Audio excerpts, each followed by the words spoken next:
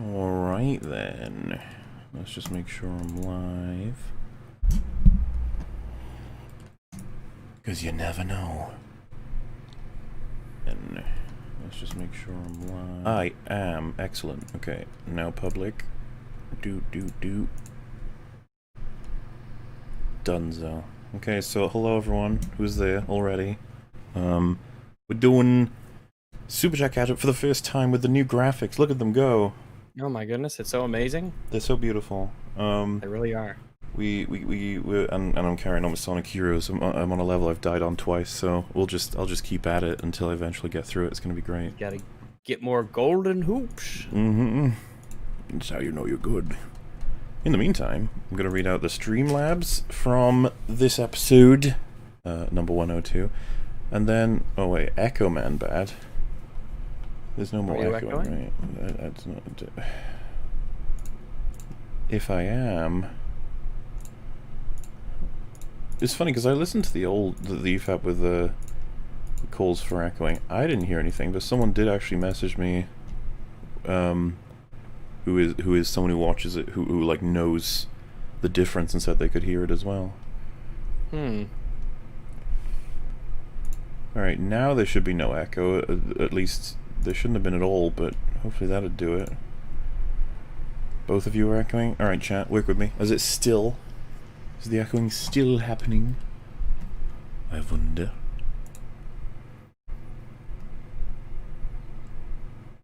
Get Linkara for EFAP. The great Linkara.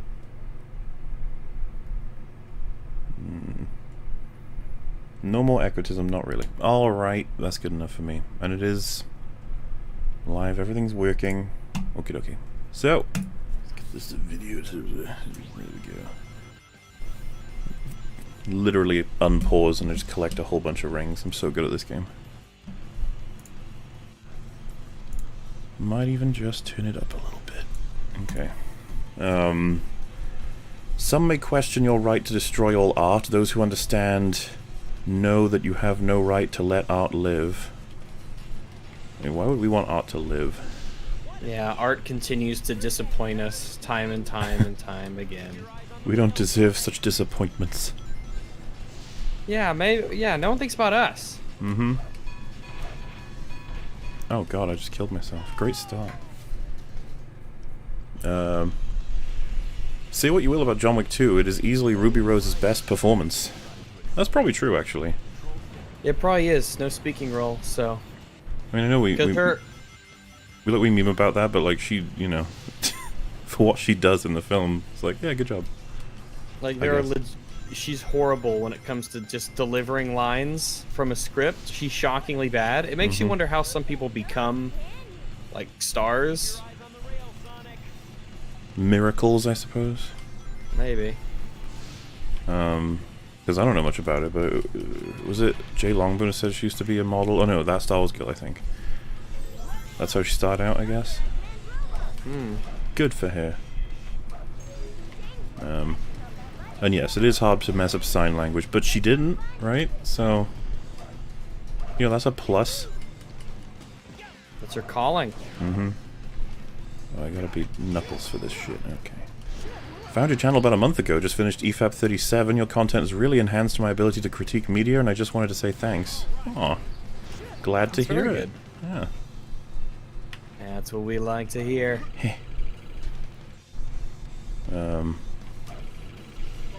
Rags, Mueller, and guests of EFAP, may we have a moment of silence for the 350 million people Joe Biden thinks were killed by gun violence and COVID-19. We all know it was really Joel. Oh. That's true. If only he would have known. Maybe that came up in the debate everyone's been talking about. We're gonna, like, what will we do regarding Joel? The Joel question. He needs to be stopped.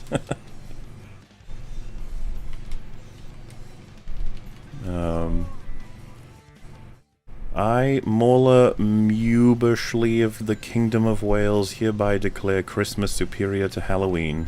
You're welcome, Rags. Wow. Yeah, oh, man. By royal decree. I mean, if I had that kind of authority, that'd be pretty neat. Even if I found out ultimately Halloween is inferior, I'd be like, well, at least I'm that thing. Oh shit. Is this what I want? This is what I want. Okay. No, it's not what I want. Fucking hell. This whole time I was trying to... Wait, I just picked up a key. I don't know what anything does. It's scary. Wow. I feel like I should be immune to damage when I'm Knuckles. Oh, you're so fast.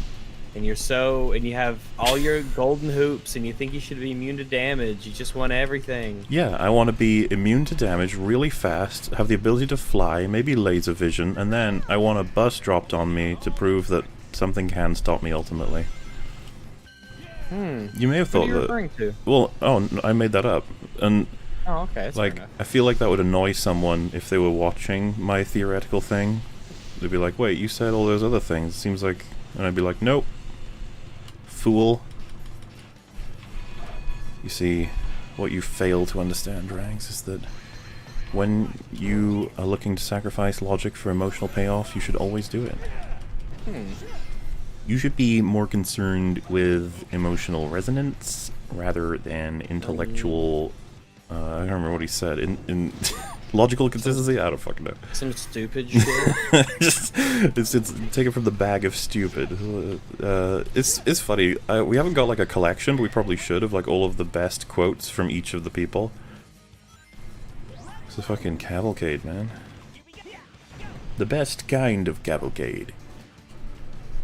Well, I just realized the Streamlabs exists right after sending one through YouTube, and you get to type more? Why are we not talking about this? Is Spider-Man coming out? Also, good night. It's 3 AM for me. First time I've caught most of an EFAP live. Ooh. Well, I'm glad you did. Yeah, I guess that's a plus and a negative for Streamlabs. The plus is you can send more of a message in terms of text limit, but the negative is it won't be read until the following thing, whatever the thing is. Be it a catch-up or an episode. You never know these days. Oh my god, the train's gonna kill me. For clarification, I do not, repeat, not have any issues with Rikita lore. It was just a bunch of jokes from his channel, as pointed out by chat. Another potential topic for a show with him would be the removal of escapism from entertainment in general. Yeah, again, he's been someone who's suggested quite a bit. And I think I usually say, like, if we're gonna have him on, it would have to be a legal video we cover, because it's like the Satan and the angel people differences of lawtisms.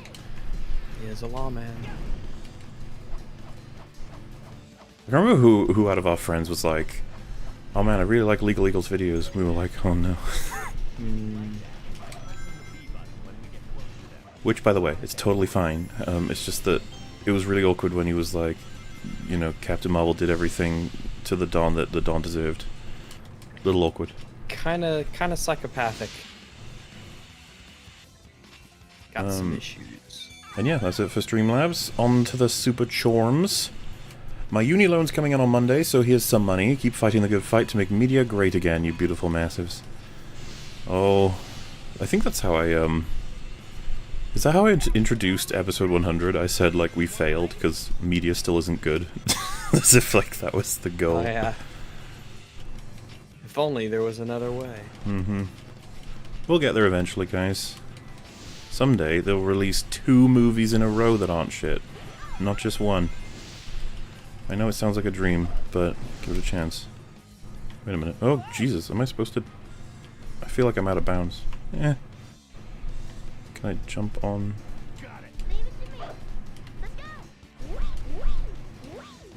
Oh, yeah. Wait, how do I turn around? This is not... Oh, there we go. We can do this, Knuckles. This all seems very dangerous. I just uploaded a video about the lighthouse like 15 minutes ago. Not trying to self-promote. You crazy guys are just talking about it. Whoa. Yeah, lighthouse is good tism. We do mention it, everyone. I can't remember what was the first episode we went into a bit more detail about it, but we did. We liked. Checked out a whole bunch of episodes from that year. It was a nice year. Hi Rags, just here for my regular, now ER approved recommendation to play Outer Wilds. One of the greatest and most unique games ever made. Also Christmas better than Halloween. That's true. At this point, you probably have to be curious about Outer Wilds if it came from a Chris Massive too. I am curious about it. We hear a lot of good things. Probably one of the most recommended games we get. Yeah, I was just thinking, like, what would even beat that? Probably nothing, I guess. Hardcore Henry. Well, that one has been retired now. Yeah, it's true. Got its own episode. Oh no! Come on, Knuckles, you can do it. Shout out to my Catholic brothers out there. There'll be lots of anti-Catholic BS being spewed in the media soon. You'll be attacked just like the Eldians. Stay strong. Go, Mommy Barrett. Babies will win. I don't know what to make of that, but alright. Okay, then. Hi, Rags. Hello. Any relation to the graphic novel Rags? No, I don't know anything about that. No, my precious hoops. Yeah, I haven't heard of a graphic novel called Rags. Sounds interesting nonetheless.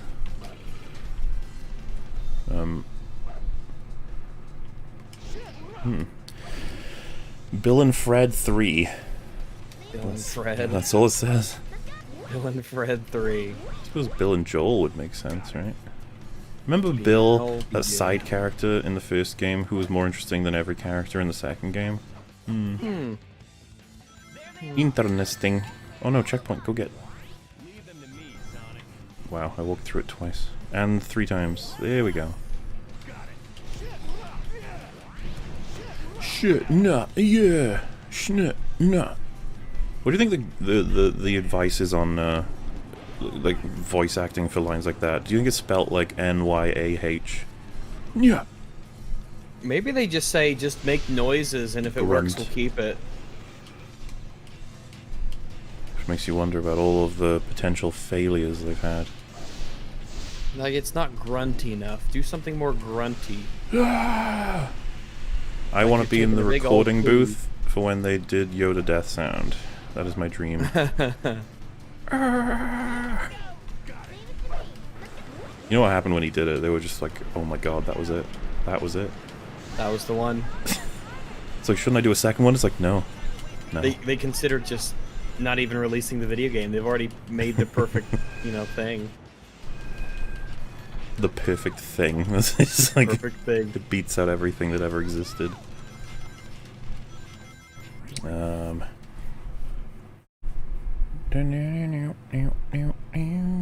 Thank you all. Listening to your videos and streams have made me a better writer. Also, what are your thoughts on The Big Short? Saw it again yesterday. Or today, sorry. Which would be yesterday, actually, huh? I've not seen it, so... I can't say. Yeah, I don't know about The Big Short. I know about The Big Gay. We're, I would say, experts on The Big Gay.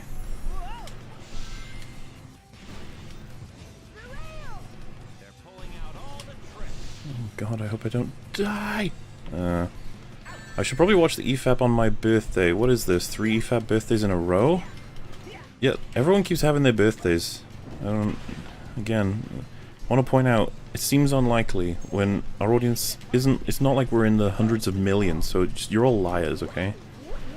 See right through it. Also, I killed myself again. Regardless, happy birthday. Absolutely.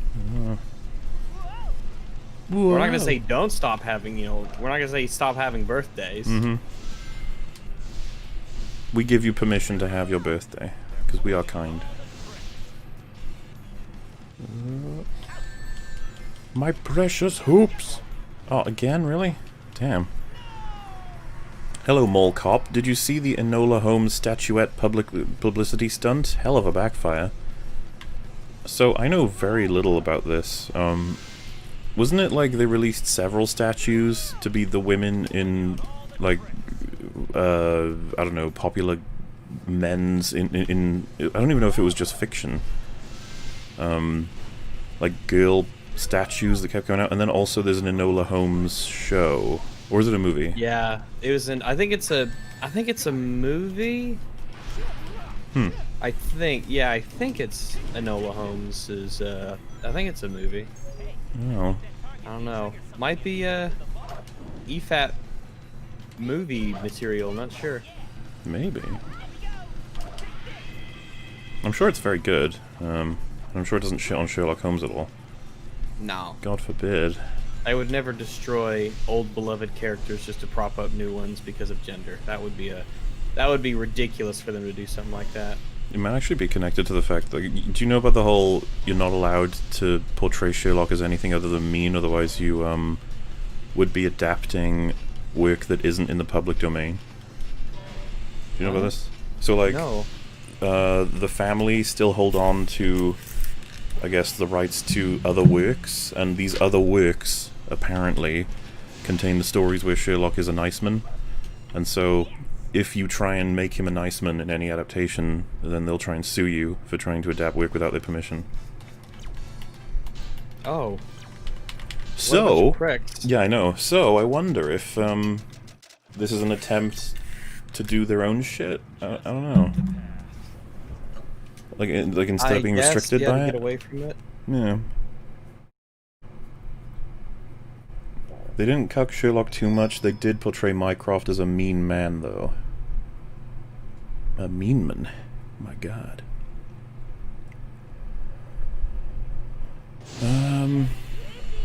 You has opinion mutually? Your opinions are poor. It's true. My critiques are poor. How dare you. I don't care about Bill and Ted. Go back to talking about Factorio. Also, hi Rags. I haven't talked about Factorio. You barely talked about Factorio.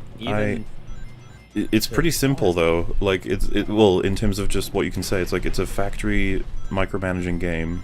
It's a really well made one. So if you kind of like that sort of thing, lots of puzzles that I would say are generated by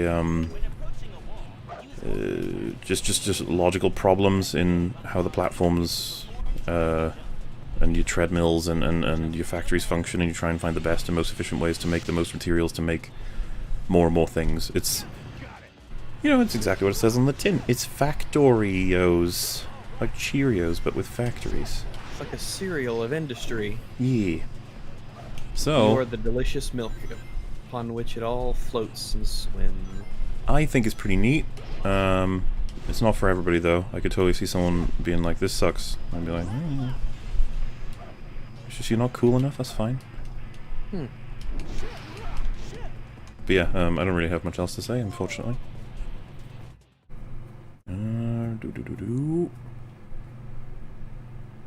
Ari, I'm thinking of ending things. Charlie Kaufman basically took the plot of the novel, omitted some context, added random shit, and then called it a movie. The plot of the book makes more sense. Well, all of the movies random shit. Yeah, I mean, the only way you can piece every single thing is to just guess at what it could mean. Be like, this represents the blah blah blah of blah blah blah, and you're like, There's peanut on the floor. It's supposed to be our insignificance in the universe. Oh good, I haven't been sent back really far. I've heard that the book people were angry at the film, but I would caution that, like, the book people hated Hill House, like, entirely, because it's not the book at all. So it doesn't necessarily tell you exactly what the thing is, but... You know. Oh, I went right through it, okay. Occasional reverb when Rags is loud. Not that big of a deal, but noticeable. Well, hopefully it's gone away. Like I said... Yeah, I don't know what was up with that. I checked all my settings and nothing had changed, both with Discord and with Windows, so I'm not sure. Like I said, I don't think it was on your end, because I would have thought that all of us would have picked it up, you know, if it were you. And... the only thing I could think it could possibly be on my end is like how audio tracks work. But still, the weird thing about that is that it shouldn't echo you or I, but you know, hopefully it's gone now. That's the important bit. Oh my, oh! Okay, as long as I have a couple of hoops. Why do I gotta do everything the game tells me to do? God. Molly, do what I want to do. Molly, you were comparing the plot of Alien to the world of Lord of the Rings and Star Wars. Of course you can do more with the world when you don't even have a plot yet.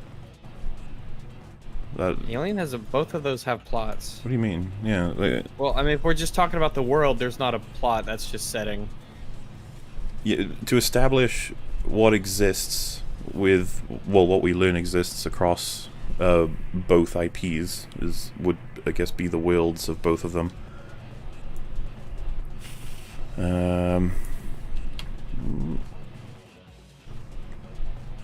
This has nothing to do with anything, but Longman Bad in Elvish, Sindarin, is said Anadan Ogle. Alright, Anadan Ogle. Anadan Ogle. Anadan Ogle. Hey Mooblestein, hello. Say hi to Raggleton for me. Hello. Oh, hi. Tell him thank you for me. Thanks, from Rags. And then the next one says, also hi Rags. Oh, hey. This is sorry Bowler, I'm here for Rags. I like your work too though. Thanks. I know I am here. I'm here for the Doug. In That's fairness. weird gassy boy. I was gonna say I do have the gassies, so it's a bit awkward, but yeah, you know. Hopefully you have fun anyway. I guess the mask means you don't have the gassies. Or the gassy surrounds me. It goes wherever I go. I was born in the gas. Molded by it. Oh god. Oh, we're on a train. Neat. Level up. After months of listening to y'all at work to combat the monotony, I'm finally seeing y'all live. Hi. Hello there. Hello, hi. This is Rice. Thanks for watching us live. To have your super chat read live. This is Rice Cousin Kiss Sunny. What? Rice Cousin Kiss Sunny. Yeah. Was he referring to one of us as a Rice Cousin? I don't know. I do not. Yeah, I am not quite certain what that is. What that's be meaning. Whoa. Alright, well, yeah, fair enough. I remember preferring Halloween back when I was an edgelord preteen. Oh, good times. Yeah.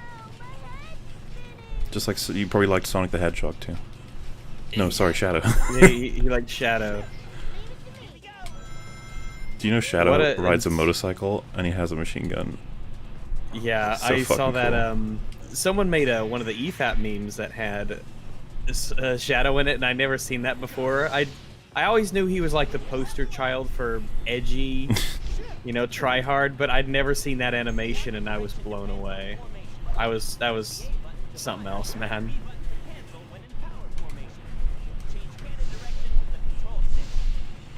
Change direction with the control stick. Okay.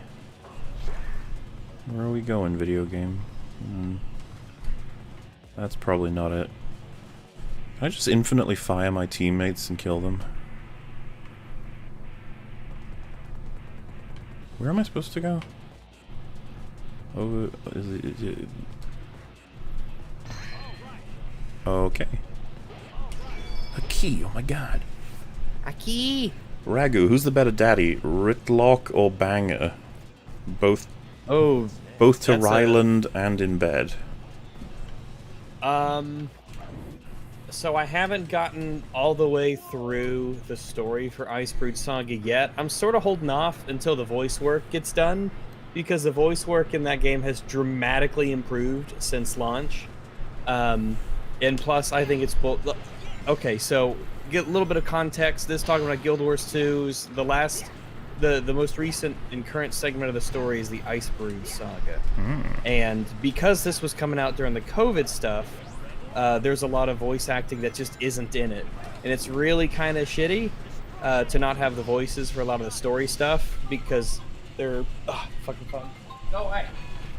Oh my god. But yeah, without the voices, it makes a lot of difference to just see text bubbles but no voices. And they said that the reason for this is because they're being responsible during the coronavirus, and so they're not da da da da da da da. And this is why I asked you that one time, Like, pretty much all you really need to make, essentially, damn near professional-grade audio is just a quiet room and a good mic, Yeah. like we do. I mean, And plus, when you put that in a video game and you have music going over it and sound effects and ambient noise and stuff like that, people are not going to be able to tell the difference anyway. And Guild Wars 2 does not always have the best audio anyway. So there's no reason they couldn't just say, "All right, voice actors, just record it at home and send us the the audio files using the internet." But what were you gonna say? oh, just the setup I have right now is the one I did for the Ant game, so or used rather. Yeah, I mean, I'm just in a room, and I'm just in a quiet room with a microphone in front of me, and that's basically it. So I guess to go back to answer the question, from what I've seen so far, probably, I don't know. I have some issues with some of Ritlock's writing. Guild Wars 2's never had good writing. The story, the campaign, the story's always been like fine. It ain't why you play. It's been fine. It's been serviceable. So I do have some issues with Ritlock's writing. Bengar is definitely more well written. I can't answer for the father figure stuff yet, but I'm gonna go with subject to change. I'm gonna go with Bengar, Ruinbringer. All So right. far, he tickles my schmancy. Janitor is locked in a room full of abusive gamers. I don't know what you would be referring to. Yeah. Then again, Ritlock was pretty good before then. You know what? I'm gonna tentatively say that I can't say yet until I finish it all. Also, we were very nice to him. Yes, we were. We were very, very nice to him. I don't like the idea that we were dogpiling it or that this was some super unfair thing. Like, we were really, like, encouraging him to speak more. But he didn't. I don't know whether he wanted to speak less or listen less, honestly. So what are you gonna do? Did more play this before? I did back when I was a shortman. But yeah, there was a comment about that. I'm probably gonna put it up on the next EFAP so that people don't miss it continuity wise for sure. But I find it fascinating that it could be considered a dog pile. I don't think you know, if you remember Sitch's reaction to everything debate-wise, he was like confused that people were annoyed because he was like, that debate went well, didn't it? And it's like, Sitch and many others, and you and I, are very familiar with what it means for a debate to go bad. It's, Yeah, we have totally different. We're just operating on, I guess, completely different versions of what a bad debate looks like. yeah. Because if everybody ends up actually managing to get their points out and a conclusion of sorts is reached, it's like, well, that was a success, honestly. Pretty crazy. Yeah, It's rare that a lot of popular debates, especially political ones, it'll devolve really quickly. And insults shall be thrown, people shall be shouting. And to have a moment where all four people are silently waiting while the fifth person thinks about what their point's going to be, it's like, yeah, I mean, it's rare for a dog pile. Because fucking L game, surely that should just connect me automatically. Oh well, you know, reset me, that's fine. There's nothing this game does that a film can't do. The gamey bits are Tismy. It's not Brothers, Tale of Two Sons, or Journey, or Nier, or Nier Automata, that's supposed to be, yeah. Automata. Yeah, you could easily convert The Last of Us 2 into a film. Maybe a long film, but still. Maybe not, actually, because most of the content is just the walking through rooms and checking them for stuff, and then, obviously, you know... I guess I'd cut that out and just keep it mostly to the story stuff with some... I mean, just whenever you need action, just say, fuck it, zombies, because that's what they did in the game. Mm-hmm. Wizards for EFAP movies. Is there a film called Wizards? Oh yeah, I was talking with you about that earlier. That's the 1973 Ralph Bakshi movie. Oh, They used a lot of... That's right. with the elves and the Nazis, and they did some really nifty rotoscoping stuff.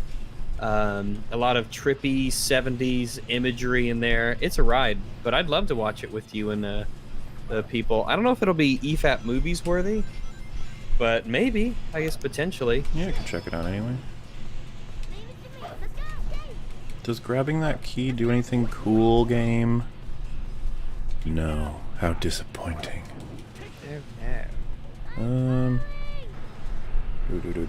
Muller, I've noticed you used clips from the Clone Wars in your TFA review, but you haven't seen the show. What's that about? I've seen Season 1, and I've seen people talking about this in the Discord, so I believe it's actually Episode 1. A bunch of clones and Plo Koon are, like, deserted on a ship floating through space, and they need help to get out. And, correct me if I'm wrong on the context, but there's essentially a choice to let all the clones die. And they say, why do you care, we're expendable? And Plo Koon says, not to me. Which is really cool. Yeah. Also, I've seen that meme often. It's good. Because it's a good little moment. Yeah. And yeah, I popped that in one of my videos. I can't remember the context for that anymore, but I've seen Season 1, and I think that's in Season 1. So hopefully that explains it. You should do another EFAP with Australians only, this time with more Australians, and they talk about Crash 4 or Mulan. It's possible. Wait, we've done our Australian-only stream. We can't be repeating ourselves like that. Are you crazy? I'll have to do another nationality. We'll find something else to connect them. Who knows what we'll do for episode 169 rather than 69. We did loads of women. What else can we possibly do, Rags? We did loads of women. We really did. Also, thanks killing me, game. Road! May I say, your voice is like butter, janitor. Let's hope your arguments are up to snuff. Thanks for coming on. Yeah, it was cool that he came on. And of course, it was unfortunate that it was delayed, but it happened eventually. Rags, anime are made in completely different styles. They're not all the same. I'm sure there are anime that don't have any anime tropes. I doubt it. It's theoretically possible, I suppose, but I doubt it. Yeah, are you sure? This is the John Cena meme. Are you sure about that kind of moment, right? Maybe there is. Like, you can apply this to, you know, Western media in a lot of ways. Like, oh, there's always going to be a, and then name a thing, and if you go broad enough, you'll probably find that it's true.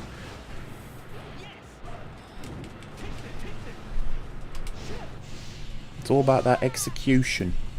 Yeah. Oh, jeez. Another shanty for me, bartender. Hello, all my dark things. Also, hi, Rags. Oh my god. Hello. Thoughts on God of War sequel? Hopes? Worries? A little worried we'll get a Last of Us 2 treatment, but I hope not. Have fear when it comes to everything. We'll have to see, I suppose. I wouldn't want to, you know, call it before it happens, but I mean, I liked God of War 20... Was it 2018 now?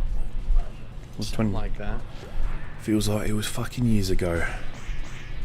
Which that is years ago. But, I want it to be good. Please be good. Please be good. That's what I've got to say. I'm guessing that'll be a PS5 thing. I'll probably stream it, and I'll be sad. Microsoft doesn't buy the studio. If it goes poopy. Yeah. Am I supposed to do 2 reds here? What is this? This doesn't seem like it's what I'm supposed to do. No, that's definitely not what I'm supposed to do. Okay. But yeah, who knows, you know, same attitude when it comes to most things. Have you considered a look at Foco's Last of Us 2 video? Also, hi, Rags. Hello. No idea who that is. But, nor do I know what... I'm not super eager to delve back into The Last of Us 2. Why is that, Rags? I just sort of think we've really covered it a bunch, and I'm just not that interested at this point. I am inclined to agree. Of course, it wouldn't have been a Last of Us 2 EFAP, if you will, if not for... It was Janitor wanted to come on and talk about it, which... You know, that's all cool and everything, but I do feel like we've made the arguments clear at this point. Yeah, and if someone like wants to come on and have a discussion about it, that totally changes things, and then that goes from just talking about something to, having a argument or a debate about something, and just adds a lot. So I'd be much more keen on talking about something that we've been talking about a lot if someone was there to try and argue points against us, than just having us scream about how bad it is. And of course, if we come across a particularly funny bad video, we consider that too. Oh no, I've killed myself again. Oh no. These pesky puzzles made for children are too hard. No. Shadow is made for cool gamers. I wasn't paying attention again and I died. Cool gamers who don't always listen to their parents. Are there requests for EFAP? If so, can you do the movies with Mikey Knives Out video? I suppose we'll have a look-see at that for potential. I don't know. I could see us going back to Knives Out after a little bit. If someone's got a video talking about how amazing it is. It's a possibility. Yes. Not impossible. Howdy, you disgusting, hollow, soulless husks of flumps. Oh my god. That's us. That is us. We recognize it That anywhere. all the time. Saruman's staff video is finito. Hope you massives find it interesting. That's from. I'm aware of that. Yeah. Salad King. I haven't watched. We'll probably watched it yet. probably but pop we that in should. the meme video rotation. I imagine if that's okay with them. I'd be Have a look interested. see. Yeah. Yeah. Sounds cool. Oh no. I died again. I'm not okay with Joel dying at the start of the game. This is bad writing in its own. He's too important in part 1, and this disregards his importance. I disagree. I disagree too. I think you can kill him literally fucking... I wouldn't do it, but you could kill him off screen and make it so that it's just, yeah, this isn't going to be about him. We can talk about his impact on the world or whatever else. There's always going to be... You got to be careful with rules like that, because you'll be surprised how many pieces of media would actually have come out really strong while doing something that's surprising in terms of a rule of thumb. And if we get to use him for 2 hours before killing him, I feel like we can do really good with that. Oh yeah, 2 hours is a lot of time. I mean, think of all the films that have incredible characters and they're not even 2 hours. More like Egoraptor moment. Excuse me, I'm not blaming the game. I'm blaming me. Like, I said the puzzle's too hard for my non-child brain. It's even worse than that, I got baby brain. Because there's clearly a puzzle here and I'm not paying enough attention to figure it out. And that is my fault. Alright? I'm fully aware of what he would do with video games. What he still does, from what I understand. It's kind of weird to think Game Grumps is still going. They just play every game that's ever existed. Well, but yeah, I'm cool with Joe dying early. Do you call him Joe? Joe. See, if I cut it really Joe. hard, it's like Joe. Joe. Joe. Joel had 20 minutes of screen time in The Last of Us 2. Well, he still, if the freedom is he dies at that point in, like, 2 hours, and we get to do whatever we want, then I feel like we can make it work. They chose to have him very little on screen. But if the limit is 20 minutes, I still think we can make that work. It's hard, but what is writing if not difficult? Much as it should be. I really liked a couple of Jonathan's videos a while back, but his take on The Last of Us 2, or T. Louis II, is the equivalent to the garbage juice homeless person dookie soup at the bottom of a dumpster somewhere in New York City. Dookie soup is nice imagery, really. Dookie soup. And there was me thinking that, you know, there were things that could always get worse, but I don't know, that seems like rock bottom to me. Ow. These robots have machine guns and they're taking my hoops. It's not very nice that you're not doing anything about it, Rags. Well, I feel like this is a journey you need to go on your own. It's something you need to do. Oh wait, maybe that's the way you figured this puzzle out. Wow, it was right in front of me the whole time, and I just didn't get it. See? Baby brain. Wow, that's amazing writing.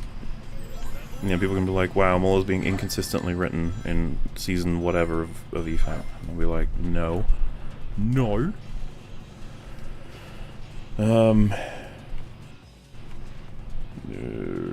You can make it better, but it would never be good.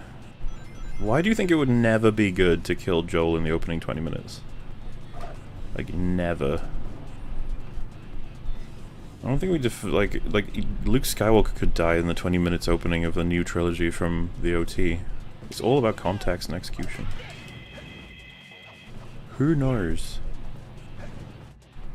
No. That's why I try and... You want to focus criticisms on how they did it rather than what exactly they did. Because I always understand... Because I get it, right? Like, I think we've talked about this before, but when a writing team is like, oh, we're gonna have it so, you know, Luke spills titty milk all over his mouth, it's gonna be like, yeah, okay, you can do that, but, like, I don't know that people are gonna like to see that. Yeah.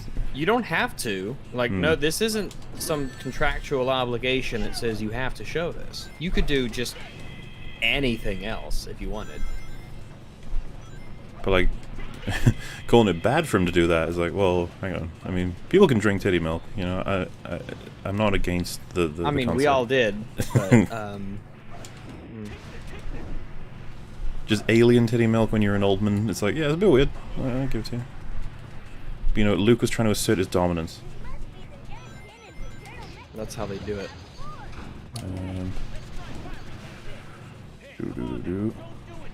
At Mola, they show a truck in the garage, but it seems to be loaded with a crate on its bed. It's never focused on in the 2 seconds it's visible. Yeah, we don't know for sure if they went by, you know, truck or by foot, but I still think it's there's problems regardless. Yeah, and I think if they took a truck, they would have mentioned that. That seems like a really important resource they'd have to keep track of and maintain. I mean, I guess that the idea is that whether they used it, we don't get to see any of it, like the movement from Seattle to Jackson and back. So, and I think they're deliberate on that, like not telling us or showing any of it, because it's fucking ridiculous.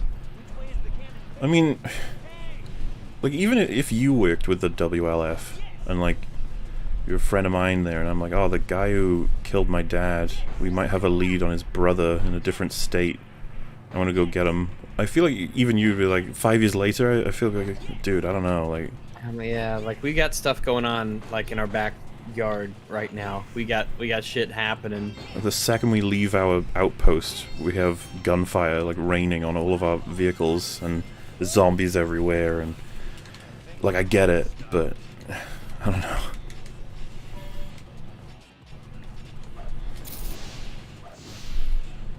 Oh, man. Have I just killed myself again? I do that a lot.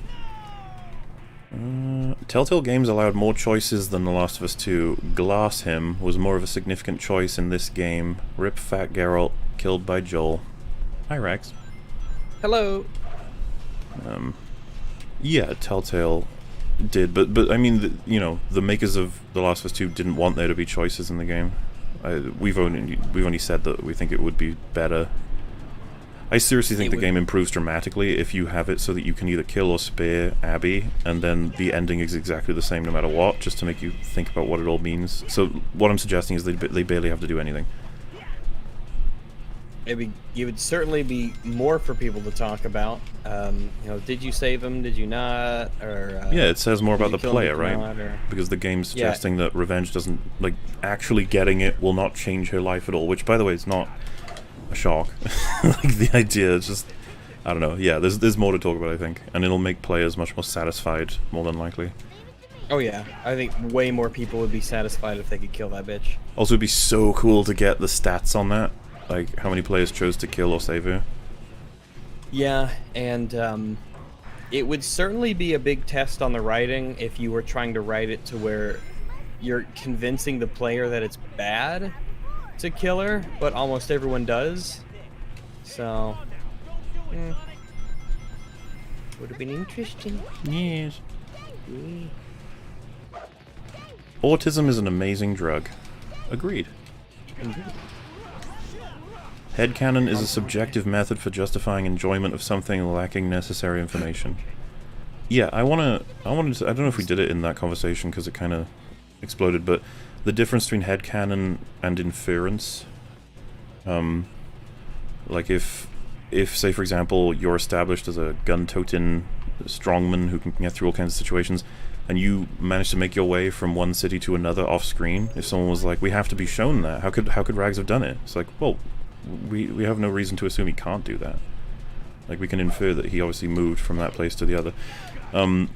However, if you were the opposite of a gun-toting strongman and someone said the same thing, and you'd be like, oh, we can infer that he may have gotten help, he may have done this, that, and you start to just make shit up because you've got nothing to work with.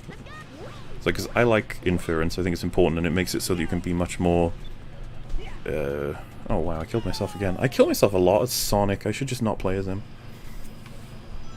It allows writing to be a lot more concise if you can just have people use their brains a little bit for some stuff. Yeah, and you can't give every piece of information to everybody. You wouldn't have enough time. Mm-hmm. Inference is a totally reasonable thing that we do in our lives all the time. However, inferring that there was a conversation between Isaac and Abby about a deal for her joining the WLF in exchange for him allowing her to have the resources of the WLF at her back when chasing the person who killed her dad, or the brother of the person who killed her dad. It's like, okay, that's... we need some... we need a scene for that. Because even if we saw that scene, I'd question it. Yeah, that would be... And remember, your headcanon is fanfiction, essentially. It's, if anything, it could be wishful thinking to just giving too much of the benefit of the doubt to the plot to just avoid it if you can. Well, yeah, it's, you know, we're told everything about this character who just hates spoons or some shit, and then one scene he's eating with one, and you're like, whoa, that doesn't make any sense. It's like, nah, there was probably someone told him... Off screen. Yeah, that it's fine. Yeah, off screen, they met a spoon that really helped him out, and they got over their, their spoon. He met a spoon that saved his life by taking his helmet off and spraying goo on the back of his head. Now he likes spoons again. Yay, thanks, spoon. Because the last time I saw you, you tried to kill a baby in front of my face, and you shot me. And also, there was that other one who tried to kill the baby too. Wow, you guys try to kill babies a lot. What's up with that? The Spoon DeLorean. Spoon DeLorean. To be fair, I think that a spoon can accomplish more than the Mandalorians can, based on that show. I could take more than one spoon out of my drawer at any one point in time. Headcanon is not canon anywhere but in your head. I know. Did you say anal? I did say anal. Anal's headcanon. Here I was, catching up on EFAP 100, only half of the last part left now, and you're alive again. Magnificent Longman. Also, hi Rags. Hey! Oh, I died again. I die a lot. Like I said, I'm just killing hedgehogs live on television. Is that, like, against the law? I don't think so. Not in Welshland. Oh, nice. That's one of your great traditions, right? The running of the hedgehogs? The murdering of the hedgehogs. Didn't catch 100 live. Good show all in all. I thought so. 100 went fantabulously. 100 was really good. It went excellently. It went suspiciously good. We know something's up. Someone did something. Yeah. We Someone got our eyes on us, me. If Joel were to die at the end, that would be decently shocking and sad, but a beloved character was killed with no warning or foreshadowing. What the fuck? Well, this is the thing. Whether Joel was killed at the beginning, middle, or end, if it was written by the people who wrote The Last of Us 2, I think it would be bad no matter what. Yeah. They don't know what the fuck good writing is. Because, yeah, if I was to put this to you about whether or not we should kill characters early or late, it's like, what would you rather? See a story written by Neil Druckmann where Joel survives the whole game? Or a story written by, I don't know, Edgar Wright, where Joel dies in the first 20 minutes? Like, I don't know where my fucking bet would be. Just saying. Who else is trusted as a writer these days? Mike Flanagan to a degree. Quentin Tarantino to a degree. To a degree.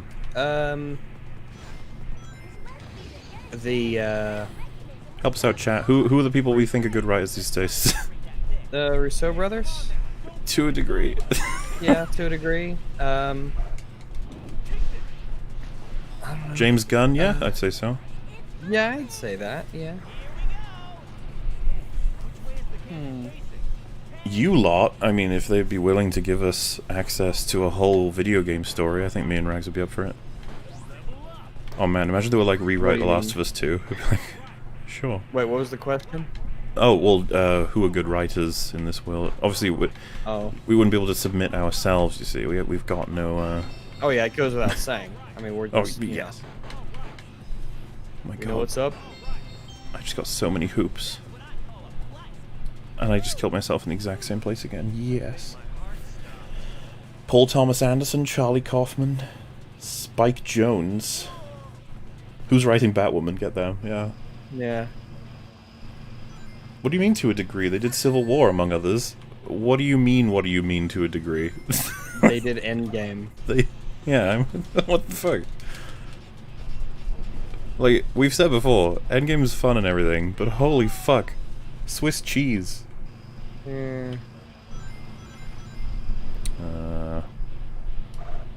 Also, hi Internet's janitor, glad to see you on EFAP. Yes. For the record, I think most anime sucks, but it's not because they're anime. That's just silly. It's because they're written badly. I mean, I agree with that. I think bad writing is just an anime trope. Come at me. I don't give a fuck. Well then, how do you explain good anime? They fucked up. Joel kind of forgot about the Abbey fleet. I mean, Joel forgot to act like Joel. Oh, Joe. Joe. Joel's been doing this for 20 years before he met Ellie, living with Tess or Tommy or whoever. 4 to 5 years is nothing compared to that. I refuse to allow people to talk about his time at Jacksonville or whatever as evidence of his gone soft, when it would be the complete reverse. Imagine being someone who, like, couldn't trust a single person, and you finally meet someone or a community worth protecting. Would you go soft, or would you, like, increase your, like, paranoia about protecting them? Hell yeah. I mean, you know what they say? That's why they, there's the whole, oh, be careful, or you need to be concerned about people who don't have anything to lose, you know? But because once people have things that are worth fighting for and things that they care about, oh yeah, that'll push people to do crazy things. And people are like, yeah, they just, you know, they haven't had much activity. It's like, sorry, the game has told us over and over again. Got loads of zombies coming at them. Game opens with Joel fucking walking, riding his horse over a whole bunch of corpses. I can't remember if there was zombies or whatever, but as if they're not. And they have a character be like, oh, Joel's always on my case for, you know, doing, you know, outpost work properly. And it's like, he's gone soft, you see. Feel like that'd keep him sharp. Yep. But Joel was old. The Last of Us 2 is the TLJ of games, and that's sad because it had all the potential in the world to be an amazing sequel to a great game. Hail Moobler and Rags. Hail us. Yeah, we could have had a great game. Never mind. I believe it. Alright, this is again where I often die, so let's see if I can do it this time. Just do it! If Abby was huge but was a positive character and helped Ellie and Joel, she'd probably be loved. Many probable memes would praise her unrealistic hugeness. Oh, for sure. If she was like a really well-written character and helpful, and even had like a death where she sacrificed herself to save people and stuff, her being huge would be funny. And we'd all just, I mean, like... Look at Chris Redfield in Resident Evil 5. He's like... absurd. He's buff to the point of absurdity, but he's not villainous, and he's memey. He's Chris Redfield. He's like a classic hero character in it. All people talk about is the fucking boulder punching. I swear this level is trolling me at this point.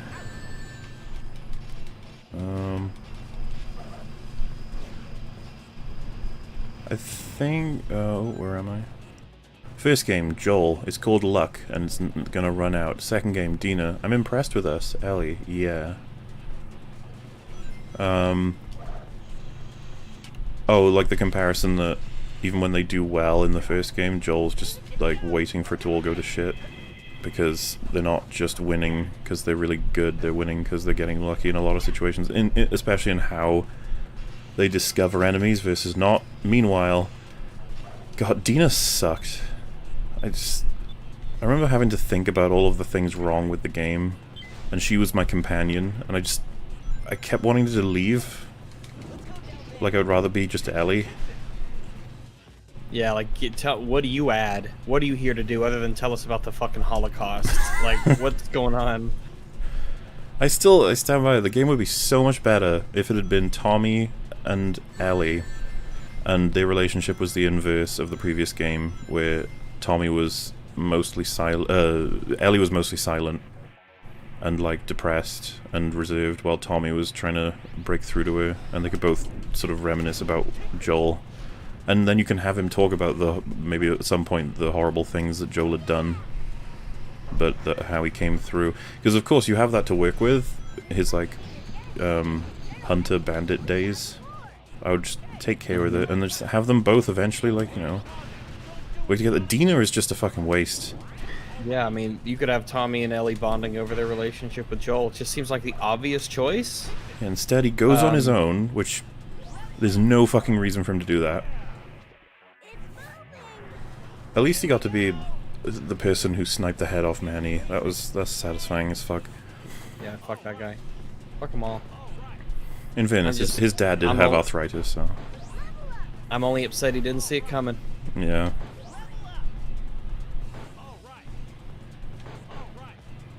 I'm also upset that he gave up his advantage to fucking hit Abby with his gun. That is like a theme in that game, is when someone walks through a door, instead of the other person just plugging them right on the spot, they try to do that. And we see this in all kinds of media, where you know this person could have just killed the... When I was doing Mando work yesterday, and there's a part that we didn't even know, or we didn't even really realize it, where a bad guy just totally... It's in the first episode where he's getting a Baby Yoda from the compound, and they're in that shootout, and he's miraculously never shot. And he's walking around, they're going towards the door, and then a door opens behind Mando, and he gets totally taken by surprise by one of these thugs who has no weapons on him and just gives Mando a light shove. And I'm like, man, that's lucky. Yeah. It's in everything. It says tap B and I get to follow the rings, but it keeps zooming off. It's fucking lame. No, don't. There we go. God, why would you put that over the edge of death, game? So mean. Oh, God. I'm gonna run out of lives. We have to do it all over again. It's gonna be pain. There it is. This game thinks it can defeat me. It's not gonna happen. Radiant Factory says, "Hi, Molly and Rags. How are you doing?" Hold, not tap. It was the way I did it at the end. There was tapping it, not holding it. How edgy did you tap it? Oh God. Oh, the game almost froze. What did you say? Gotta give it that edgy tap. It's funny because I think it would be a nightmare to play the Shadow the Hedgehog game. I'm just guessing. You think so? I would have a machine nightmare? gun, right? That does sound pretty edgy. Oh. Cool. All my dreams are nightmares. I don't dream. Dreaming is for fags. Dreaming is for the gay hogs, like Sonic. Gay hogs. The gogs. Because, like, there's got to be a narrative to Sonic in some way, and I'm pretty sure Shadow's like a good guy, right? He's just an edgelord. Oh no, he's a anti-hero, like all edgy characters are. Yeah, like, cause was he created by Eggman or some shit? I don't remember. Oh, born in a lab? Oh, of course. He's a lab, yeah, I think. Who's Silver then? Was he like an alien or something? Is that the bird one? It's the silver. Well, it's the silver one. he's not a bird. No, he's a hedgehog too, I think.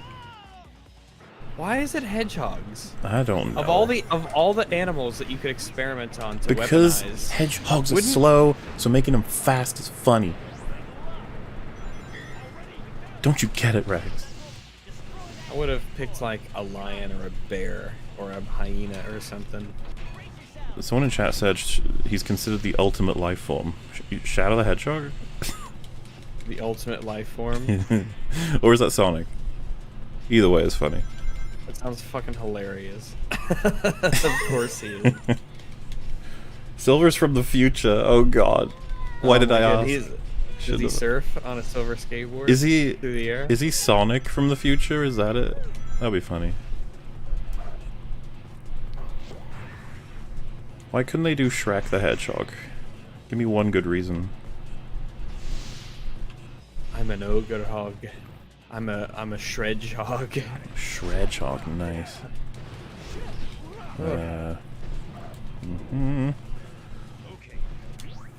My idea for part 2. Focus on Joel and Ellie adjusting to life in Jackson, later working together to fight a warlord revealed to be a bandit that Joel and Tommy used to run with.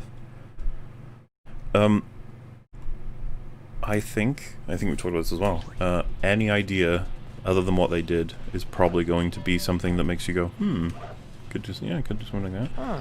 And it's only because we got so little relatively that it makes your mind go like, ooh, content, nom nom nom. Because you start to wonder, almost in the kind of crazy way, why do you want them dead so much? You know, and then you're like, I guess if you really want, can we write it better? And they're like, no, it has to be this way. And then you start to wonder what their motivations are. That's all. As I said, Neil Druckmann apparently was done with the story until he realized there was just this story he had to tell.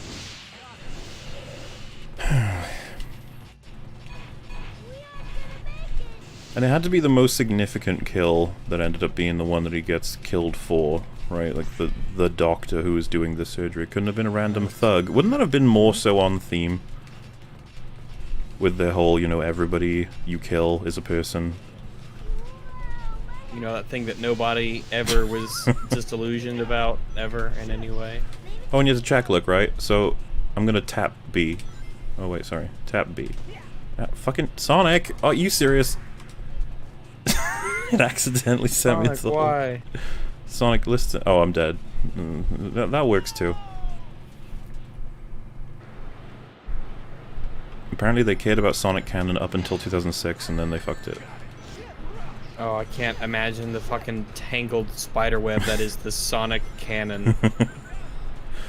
There's so many Sonic, like, games of different styles, universes, mediums. He was a werehog at some point. Do you know about that? A werehog? Yeah, a game where you turn into, like, a crazy wolfed out Sonic in some segments, and it's just like a brawler. Because he has the curse of the werehog, I guess. The curse of the werehog. It just doesn't sound cool compared to werewolf, does it? Werehog. It's like, oh, yeah. That's a bit embarrassing. You mean like a wild boar? It's like, no, a hedgehog. A werehedge. A hedgeware. There you go. See, I told you, the tapping works, you just gotta line it up. Meh, meh, meh. Oh no, Joel was arrogant. Did Janet just say that at some point? I'm not... Was it I can't remember what it was about if you did. Yeah, I don't remember. Rey Skywalker, I'm happy Luke is dead.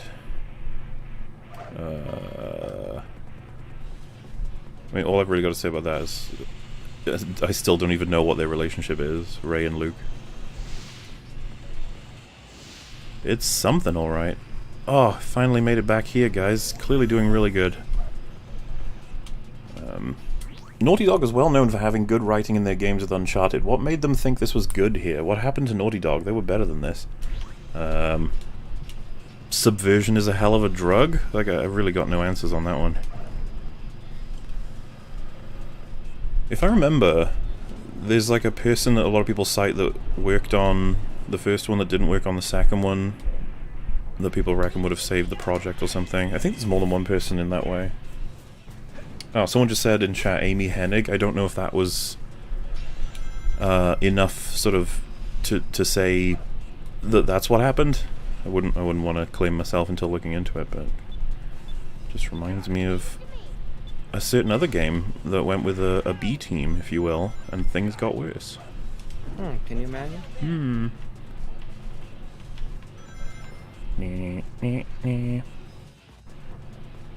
What's this movie called? Rise of Skywalker? Now I know there's a Rise of Palpatine. I don't know how we're mixing... Were we talking about that at one point? In the middle of the Last of Us 2 discussion? I think Star Wars kept cropping up because a lot of his counters could be applied to The Last of Us. I mean, Rise of Skywalker. Last Jedi, yeah. Last Jedi, yeah, that's the one.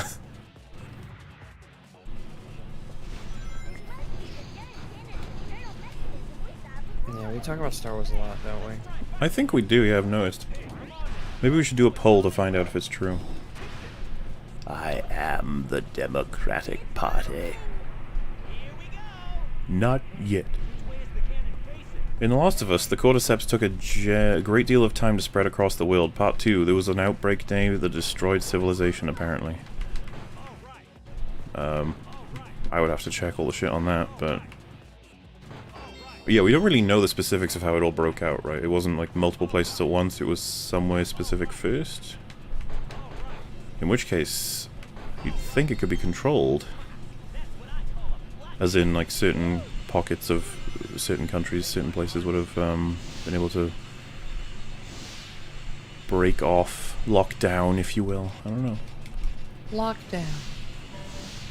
I'm not a professional writer, but at the same time I don't need to be a professional cook to see the steak being served to me as charred beyond acceptable. If they want me to pay $50 for a story-driven game, then it better be a good one. Oh, and hi, Rags. Hello. Is this in relation to the whole, like, you can't judge it unless you've gone through it all? Maybe? Ooh. Well, I think it's that how much expertise in a field do you need to adequately critique something or point out that something's wrong? Mm-hmm. Which pops up every once in a while. Like, oh, Muller and Rags, they've never made a movie. So, well, the funny thing is, if we were to make 10 movies and they were all the worst thing ever, still wouldn't change our arguments on Star Wars or whatever else. I don't know if people realize that or not. I mean, it's the same for Red Letter Media. They have some great things to say about a lot of movies, just because, you know, Space Cop and...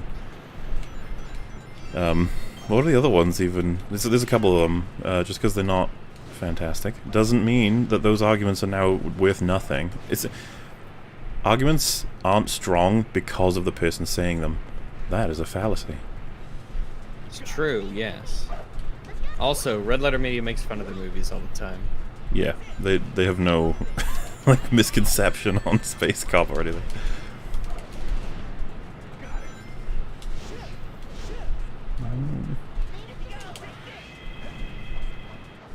Sorry guys for confusion over me saying I'm TLW and Disney Dinosaur Guy. That was in reference to my question mark on EFAP C. My question on EFAP 100. C's 100, right? In Roman numerals? C is 100. Yeah, okay. In reference to this question on C, okay. On dinosaurs, quality and debating you, I day on TLWs. Though kind of funny you taught me to be an expert on those films. Can that be my EFAP lore? Sure. Absolutely. Being an expert on dinosaurs is definitely not a waste of time. I'll say that much. Dinosaurs yeah, are especially cool. if it's an interest of yours. I mean, learning more about things you're interested in, that's not a waste of time at all. Oh, I was supposed to go across there with Sonic? How do I do that? Oh, fuck. Jay is a terrible guest. I get that he's mentally ill about his Winky, but I think it's overly cruel to keep him around just to be laughed at. What the fuck? His Winky. Dude, I haven't heard that. I haven't heard fucking, that since yeah. I've been a child. Yeah. Glad to see that terminology transcends European and American cultural I was actually going to boundaries. ask that for a second there. I was like, is that British or is that everyone? I guess, yeah. Clearly Because everyone. I thought it was like Willy for most people. Never call it a willy, no. Well, Yeah, it's wonderful to know that that's still in circulation, and no, Jay's doing fine. He's going to be on EFAP 103, hopefully, and we're recording some EFAP Halloween-tisms, and this year, hopefully, they will be released in somewhat orderly fashion. Probably not, but still. I don't know if I should mention any of it ahead of time or not, but it's gonna be fun, hopefully. So many things are happening on the month of Octembuary. How am I supposed to do Sonic? In the butt. Wait, why did you Sonic? Why? Sonic Y. That's just the franchise. You sound like you're not a huge fan of Sonic. What the fuck? No, I played none of them. Oh. I don't give a shit. Wow. Maybe there's some good ones. Jump on the walls. How do I jump on walls? I can jump on walls? It's like... Is there a little tooltip? Because I don't remember how to do it. Chat, you're gonna have to help me out. I know Sonic Heroes is a game that does escape my memory quite a bit, I'll be honest. Also, I just fucked that up again. That was a very heroic then. No. Hello there, Molar and High Rags. Have you tried to get Chris Reagan on the show? I think he'd have some interesting things to say about The Last of Us Part 2. Well, as we did mention, Maybe. Last of Us Part 2 coverage isn't exactly what we're aiming to do at this point, but, you know, it's still welcome any guest who wants to talk about it, to talk about it. But Chris Reagan, no, if he's interested, sure we'll have him on. Yeah, if he wants to come and talk about The Last of Us Part 2, then, yeah, I'm fine with that. Parte 2.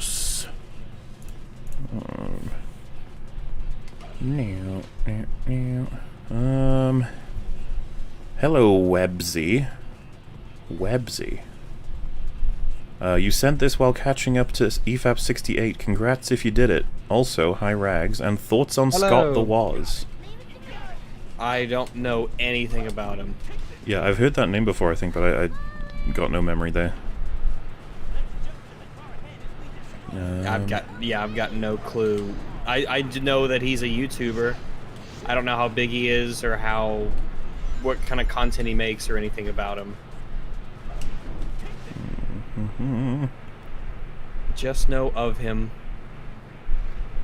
I feel like you guys aren't explaining yourself in a way that the internet janitor understands. Easier if you let him describe his perspective first. All he did was describe his perspective. I was gonna say, that doesn't get you anywhere. We did do that. Yeah, all he could talk about was how he felt, and that doesn't... Wait, I remember, yeah, like, so, I can even tell you what his perspective is. It's that he was already primed to hate the game from the leaks and just the atmosphere, and so he went in, like, here we go, gonna hate it, and then he found that by the time he'd finished it, he really enjoyed it, and that he felt that perspective was valuable, because you usually hear about people either hating it and then hating it, or loving it and then hating it. You rarely hear about someone who hated it and then loved it. And so he wanted to share his experience. That was it. And he did that quite early on, and we were like, okay. So there's nothing we can really do with that. Yeah, because of course, it's like, I think I said in Counter, I was like neutral. So, yeah. Oh, you can bounce on walls. Neat.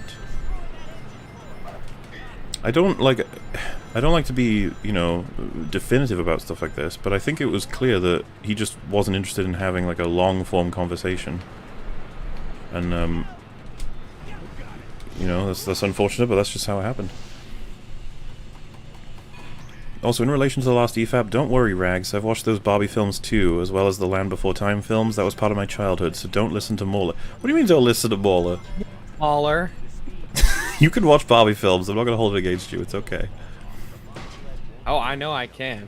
Oof. Oh, I'm supposed to jump. I can watch them over and over and over. Yeah, there you go, guys. EFAP is pro Barbie, alright? Also, I like how everyone was proud of me for finally doing the jump, and then I died and got reset fully. So, this is collectivist slag, saying one person is not morally worse than saving 5, every life is infinitely valuable, and 1 infinite is the same as 5. I disagree. So not all infinites have the same value. For instance, there is an infinite amount of, let's say, there's an infinite amount of amounts, essentially, between 0 and 1. There's an infinite amount of numbers between 0 and 100. One of those infinites is bigger than the other. If that sort of puts into perspective. So all things being considered, like, sure, every life is precious. That's a great thing you tell to children that doesn't have any nuance associated with it. It's very cute to hear people say that. But if you could save 5 people, when you could save 1, you should be saving the 5 people. I mean, I don't know what to say. If we're isolating it like that, then yeah. Yeah. Of course, we can change the context to 5 terminal cancer patients at age 100 versus 1 baby. And it's like, okay, well, yeah. Then I'm like, okay, well, maybe saving the 5, it's terminal cancer. Yeah, that's what makes it interesting. Mm-hmm. The interesting part is finding out the variables and where individual people shift from going from one side to the other. And there's not necessarily a right decision, but I think it's important that we have some perspective as to why we think the things that we do. That's why we have these hypotheticals, is to get people to think about why they think the things they think. And part of what we've been looking to challenge on all these Last of Us episodes we've done is the idea that Joel was choosing between Ellie and the world. It's like, it wasn't that simple. There's so much context we're missing with that question. Of course, The Last of Us 2 not only argues that was it argues that he was wrong for doing it. Interesting, to say the least, how they managed to cordon it off. But like I said, I wouldn't necessarily have done it for the exact same reasons that Joel is shown to have done them for in The Last of Us 2. But I probably would have made the same decision as him, had I had the agency to do so. I probably would have too. There was, those guys, those Fireflies, they were written straight out of the villainous hodgepodge menagerie handbook. It's just funny, the idea that it's like, oh, they were totally gonna save the world. It's like, what? Okay. That's why it took us so long. I just wanted to talk about how, best case scenario, they don't save the world. They stop people from getting infected from spores and bites. That's all they do. And if someone was like, that's all they do, I'd be like, yeah, that's all they do. Could be a hell of a lot more things left to do after that. So Joel was wrong, but Fireflies weren't good either. No, Joel was not wrong. It depends. Well, if we're going, which Joel you're talking about? Because The Last of Us 2 Joel obviously not only regrets having to defend the decision because he clearly thinks it was fucking wrong. I guess. I don't know. The Fireflies may as well have killed him with what they do, and they go back on their deal, and they do it without her permission. Like, and there's no guarantee. Like, I don't see how it's so clearly that they are in the right. That's very weird to me. Or rather, that Joel doesn't have a huge, strong argument on his side.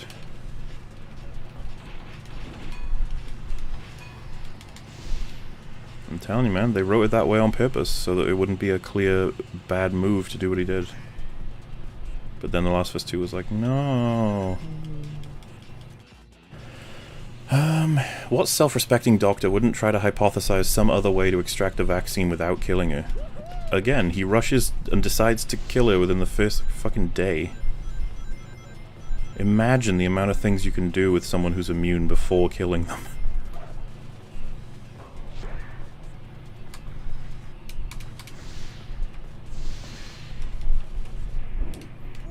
The Last of Us 2 Joel most certainly thinks he was right. He says that openly in the flashback. He shows, like, crazy levels of... what's the word I'm looking for? Like... guilt? When she's chastising him for it? Or, I don't know that he thinks it's right. He just says that he would do it again if he had the chance. And, maybe it's one of those things where it's like, yeah, I know I was wrong, but I'd do it again. Yeah, like the game does not make an effort to say that what he did was right, or that he believes it was the right thing to do. In fact, what a lot of people seem to be coming away from it with is that it was a selfish decision because he loves her, rather than whether or not it was the right thing to do. And Joel, the right thing done for the wrong reasons is still doing the right thing. even if he's unaware. I guess it's just like he accidentally did the right thing.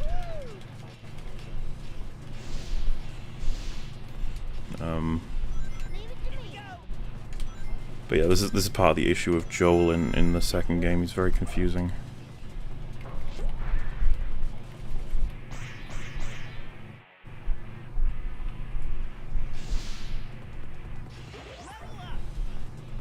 I've lost all respect for you, Mola. I have never thought of you as more than an idiot than right now. Your critiques are poor. Damn. So many people saying the same thing. Where are they getting it from? It must be true.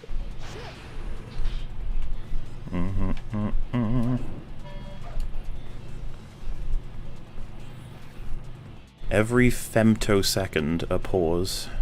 Femtosecond. Femtosecond. I don't know what that means. We don't want no fem seconds. Ew. We want man seconds. I want sloppy seconds. I feel like some people actually have that copy paste like in a fucking text document or something, because they pull it out so quickly. Know you guys have this on memory, right? So happy to see the janitor on EFAP. Hope to see more of him in this program. Thanks. Who knows what the future may hold. Roanoke's review on the vaccine is great. He's a scientist of microbiology, and he said that you don't need to go through the brain to get it. He said that a spinal tap would work better without getting a vaccine. Spinal fluid can be gotten without killing a person. I mean, I think it's pretty clear at this point that it's not going to make sense, the shit that they were trying to do. Most people rely on the fact that Joel couldn't have known all of that, but I don't see how any human being on this planet wouldn't be fucking suspect of them being like, yeah, we gotta kill her without her knowledge. Day one. You're like, well, can I at least see her? It's like, no. You're like, that's... okay, this is really weird now. Doing some weird shit.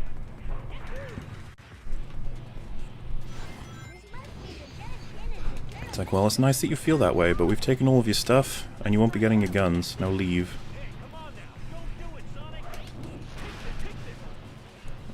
Only thing biology arguments prove is that the writers of the first game didn't know how biology works. They do not prove that Firefly doctors didn't know basic biology, obviously. Not the story being told. They do not prove that Firefly doctors didn't know the basic biology, obviously. Do you mean they did prove, or... I'm a little bit lost with that one.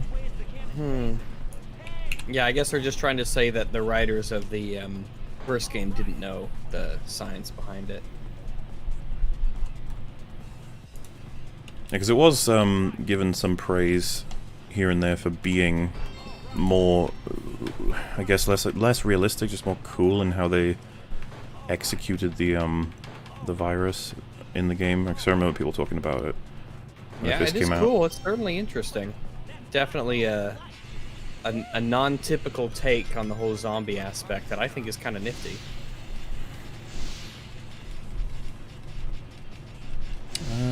I thought we were going to talk about this video for 10 minutes. Lol. Typical video essayist mentality. Don't think about it too hard. I liked it. I had no idea that's what he expected. I thought we were going to be, whenever someone's coming on to talk, I would give them room for, like, I'm assuming an hour at least. Yeah, I thought they'd want to, like, talk about it.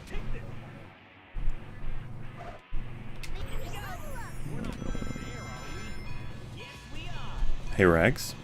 Hey! Here is a hello. Can you say hi back? Hi.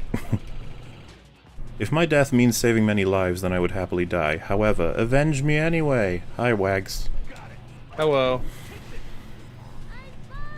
That'll be funny. It's like, as you're dying to save a bunch of people in a hospital room, like, I don't know, organ donation or some shit, and then as you pass out, you're like, avenge me. Like, wait, what? And then everyone looks at the doctor. It was his last wish, come on.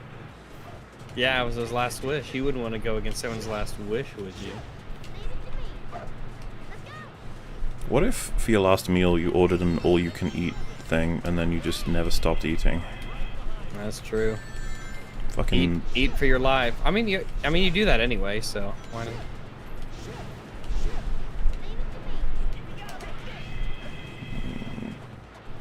Eat for your life.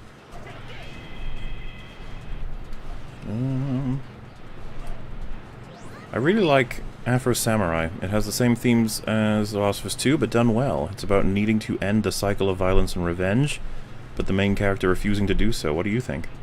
I have not seen it. I don't know anything about Afro Samurai. I think there's lots to say on the subject of revenge, and I think The Last of Us 2 handles it very poorly. And the fucking shit tons of properties probably gonna nail it in terms of the pros and cons and effects and stuff. Oh, why did I just do that? Oh, I'm still alive. Haha. Game thought it defeated me.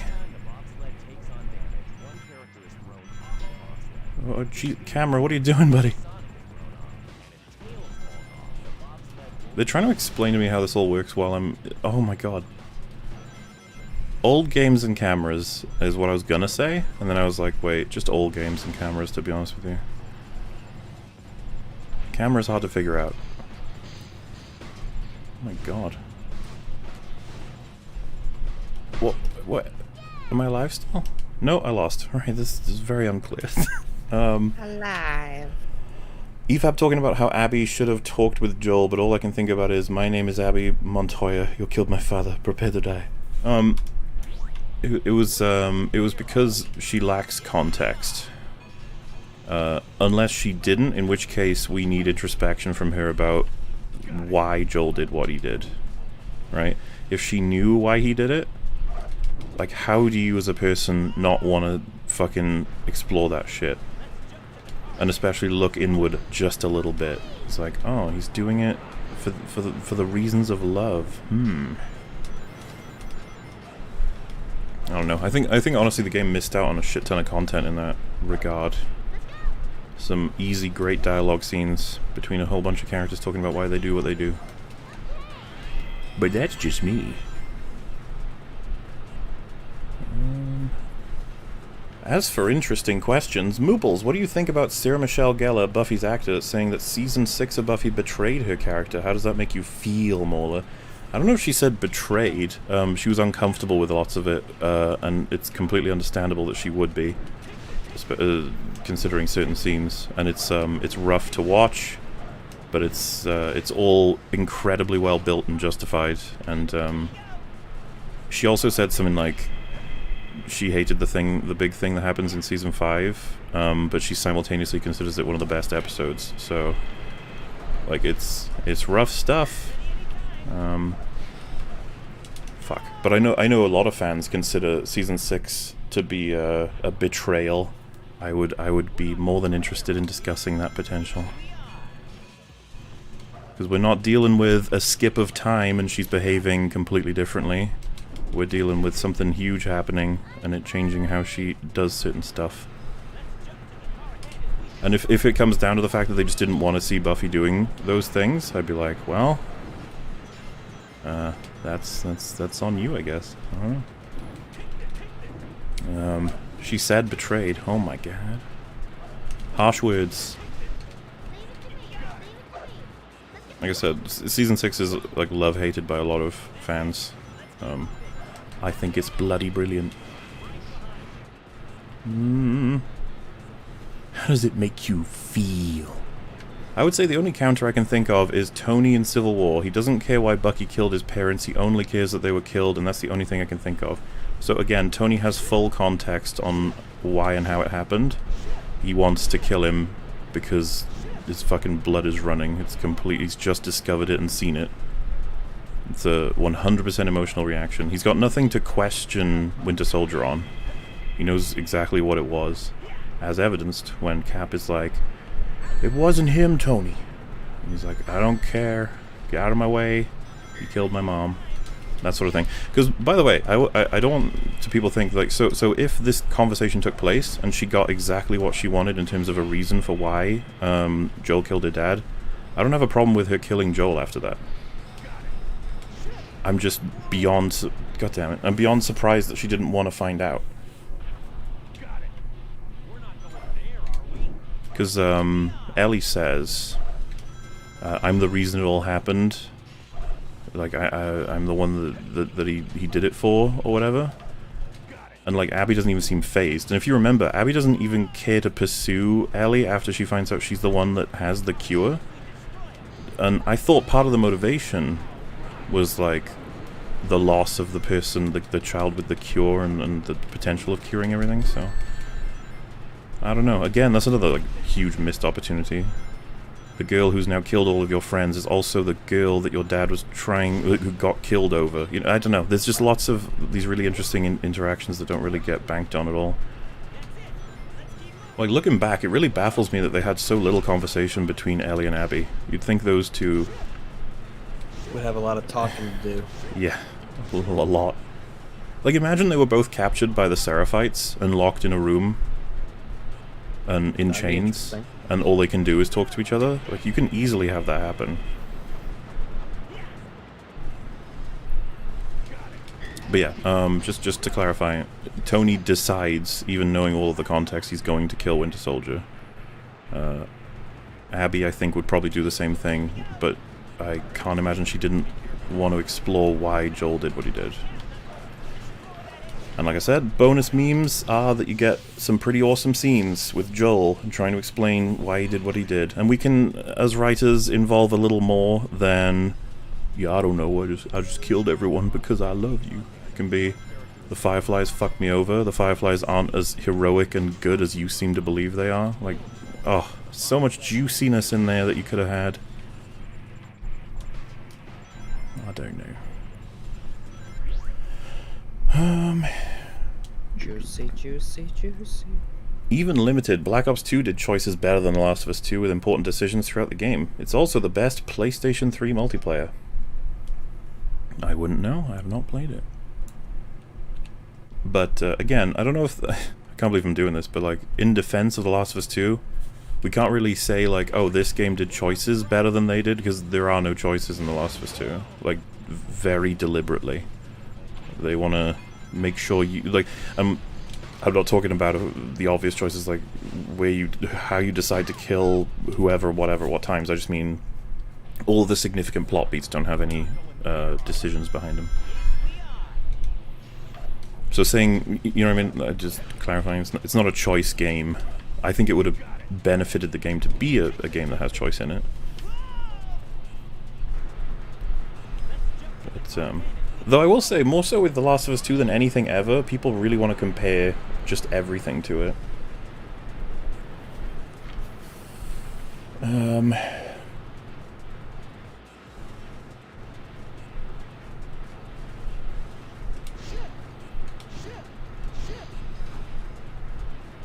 Mel is more pregnant the more contrived the plot becomes. That's her superpower. Oh. The stream was suggested by viewers of Critical Drinker are also watching, not because I'm subbed. Fucking thanks YouTube. Oh, like, YouTube's recommended system is working real well, I assume. Or rather, the sub box system.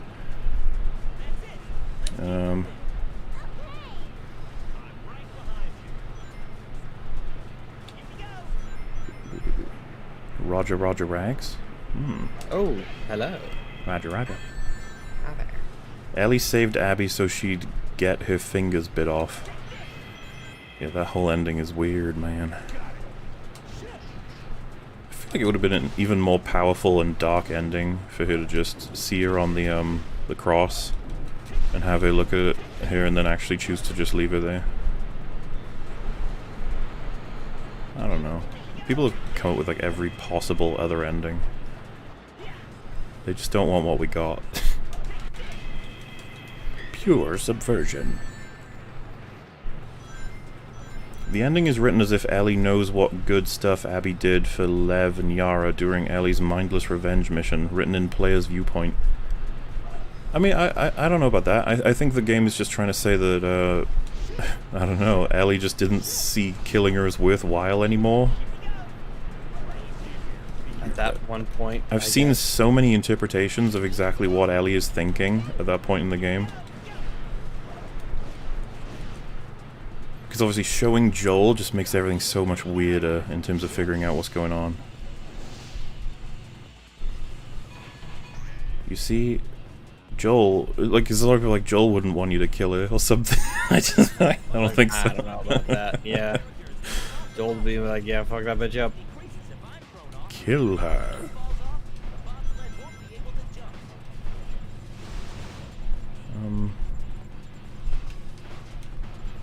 I'll just tap A. I might actually win this section. Best ending is her smashing Lev with a golf club and then burning the cross with Abby on it. I've seen the comic where she is it that she kills Lev in front of Abby and then sets the whole cross on fire, or just leaves her to watch? I can't remember, but either way, a lot of people were looking for that dark ending. And I don't see why they wouldn't have done, you know, the dark ending and the light ending, where you can choose just how far you want to go. And of course, from their perspective, it would be considered the dark ending to kill her. But I just mean, why not give players the option if it's all about trying to teach us a lesson? They do not have what you call confidence in their own writing. They can't let you make that decision. No. There you go. Good old knuckles. So what's this say? Dude, Sonic's voice. Looks like we have to activate all 3 switches. Alright, buddy. So where's this 3rd switch then? Wah, wah, wah. Oh my god, I found it. Where is Knuckles? Oh, we did it. Got fingers bit off. Please play Among Us for EFAP Gaming. Hi, Rags. Hello. Alright, no promises. But is it... We're trying to aim to do something that could be that on October 10th-ish. It's gonna coincide with a Drinkenheimers, which is possibly the non-confirmed name of Metal's drunk streams now. So maybe, because fucking Among Us is not going away, apparently, so we should probably play it before everybody forgets what it even is. And we can do the new TKO as well. It's a promise, you said it out loud, it's a promise now! Look, we will try, alright? That might possibly be the most requested game at this point, right, Among Us? At this point, yeah. Yeah, I don't know. Did I win yet? Oh my god, I did. I have defeated this level. Hey Rags, I have a horse. Ooh, that sounds amazing. Neat.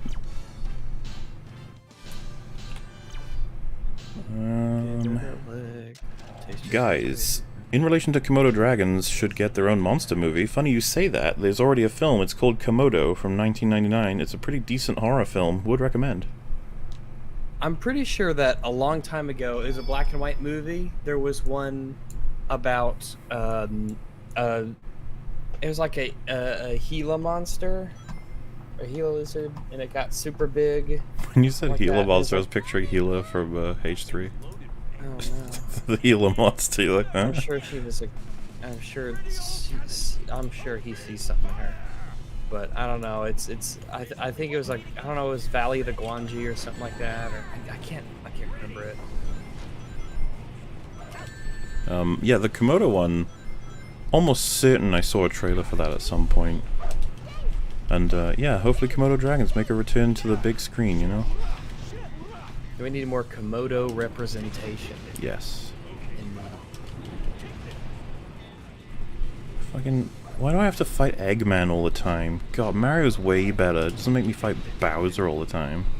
Bowser's way cooler than Eggman. This is true. And anybody who thinks it's not is wrong.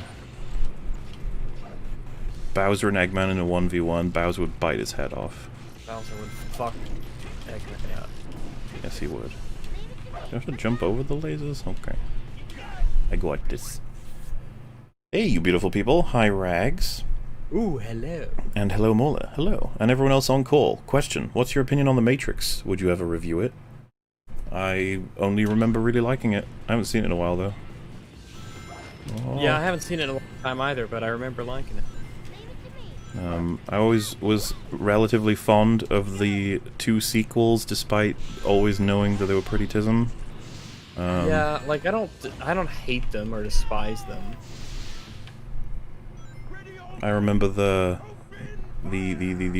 big highway car chase from Reloaded. I imagine that holds up to some degree.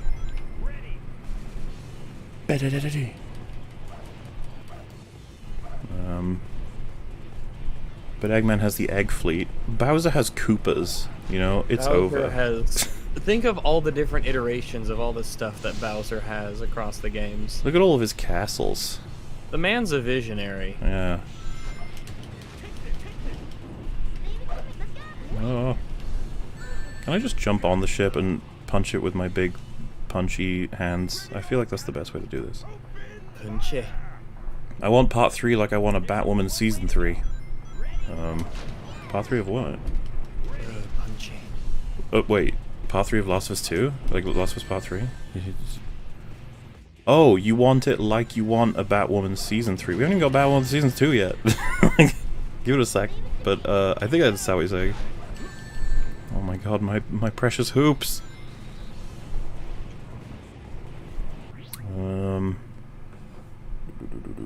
Hey boys and rags. I left space for hello. What? I said I left space for hello. Oh, okay. Hello boys and rags. Hello. There you go. Oh, hi. Thanks. I just want to say thanks for all the lulz, especially in this time. I was feeling anxiety because of the pandemic, but you guys really helped me in both entertainment and discussion from... Oh, this is from the Spood Awards guy. Hey. Oh. Well... I like the Scooter Wars. Yeah, thank you for the memes. Yeah, don't worry about the pandemic stuff. It's okay. Don't let the sensationalized news about doom and gloom get you down, because it's just, I think it's seriously overhyped for what it is. It's gonna be okay. You'll be fine. You need to worry about putting your seatbelt on in the car. Like, that's the stuff you need to really worry about. And yeah, we'll be here as well. Oh, fuck, I died the exact same way. See, I can literally die thousands of times and EFAP will still be here. Stop using Knuckles, you can spam homing attack on the Eggman. Dude, his like slam down move is really good though. I'm guessing Sonic, you can just spam A. Also, backseat gaming, go to jail, go to horny gaming jail. Rude. Gaming jail. Yep.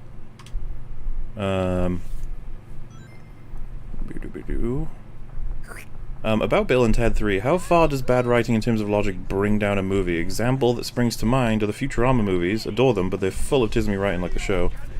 That's super complicated, right? Like, how it's almost like what kind of balance you're gunning for with whatever piece of media it is. Because take Monty Python for example, the fucking constant absurdist, crazy shit that a lot of the jokes are generated from absolute nonsensical situations in a world that doesn't have any rules, versus something like the MCU, where we're constantly trying to balance comedy and drama, but the main goal typically is dramatic. Good job. Dramatic payoffs.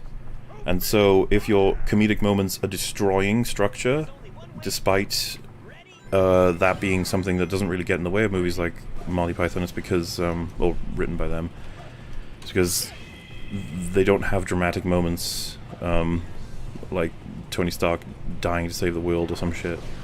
I don't know, like, it's how much it's gonna break for you is obviously gonna be subjectisms. It's a complication. Naked Gun would be another example.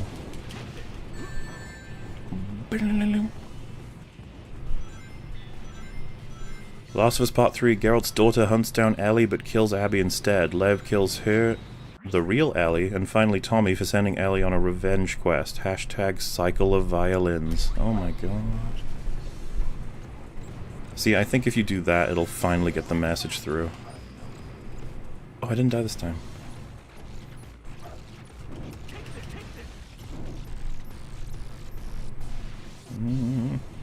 I can see Abby doing it still after Joel explained his circumstances. There is a reason police don't investigate the murder of their relatives or friends.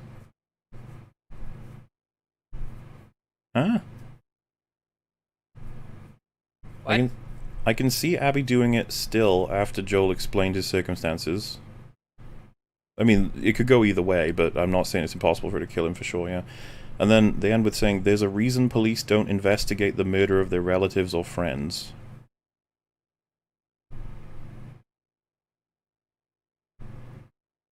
Are you saying, like, police, when their friends or relatives are murdered, will kill the person who killed them without investigating it? Or I'm unclear on that.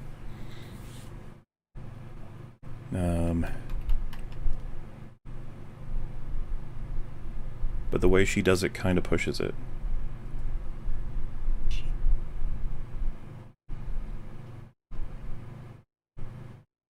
What the comment is getting at is cops' inability to be impartial. I mean, humans have an inability to be impartial regarding the murder of their loved ones. That's not something I have any problem with. If you remember, the argument we were making was actually that you'd be driven to find out the reason. Because someone arbitrarily killing your loved one is obviously going to make you want to kill them. But one of the first things you want to fucking know, because it'll actually drive you to kill them even faster, assuming what the motivation was. Maybe, yeah. And it's just a matter of closure. That's an aspect of it, is knowing why. Trying to get to the bottom of this mystery, because that's what it is to you. Mm-hmm. When the health bars show, does that mean I'm actually hitting them or not? I don't know. And yeah, like I said, I think it's more than reasonable that she would still end up killing Joel, especially with how crazy Abby is. But the fact that she didn't want to talk to him about it kind of blows my mind.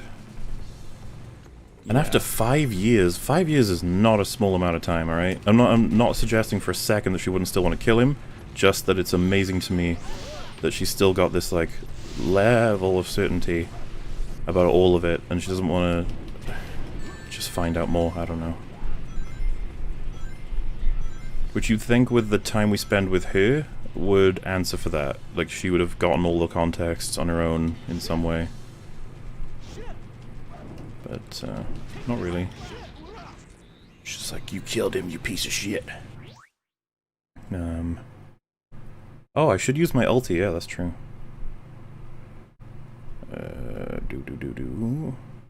If this is not red, I will objectively kiss Rags. Oh my god. Well, what color is it? What color is it? Because depending on how much they sent, it changes the color of the super chat. Oh, these are listed in like. Oh well, it would be blue. Oh, okay, then it isn't red. So sorry about that. Oh, you only kiss red things? What about pink things? I definitely kiss pink things. I knew it. See. Come on, Eggman. I will do my team blast on you as soon as I get close. It's ulti time, maybe. Oh, yeah, there we go. Oh, see, look at that. I'm right next to it. It's like a nuke that Sonic can activate. I don't think it's like King of the Monsters where, you know, it actually destroys Boston or anything. But only the ultimate life form would be able to, you know, to make nukes. Oh man. Knuckles, said, you suck. I was asking when I might upload again. I'm working on a video. Do not you worry. I've been putting pretty good progress into it this last week. I think I'll say the slow part, the tough part's done, and that is the extremely long intro. As far as scripting, but yeah, I've done a lot since then. I'm kind of breezing through it in terms of just being able to type stuff out and move, so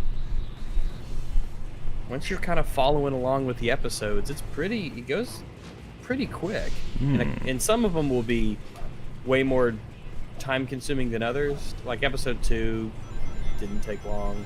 Episode 1 took long, but that's because you had to establish a couple things to get started off with. But yeah, it's going pretty quick, and I'm pleased with my progress of late.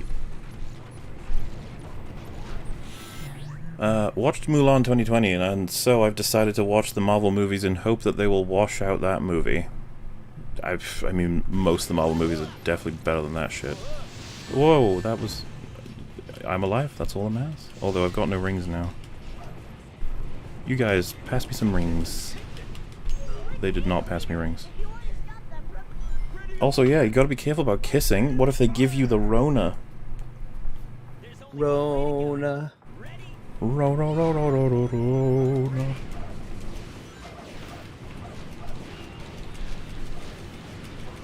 Okay, I don't know that this is something I should be doing or not.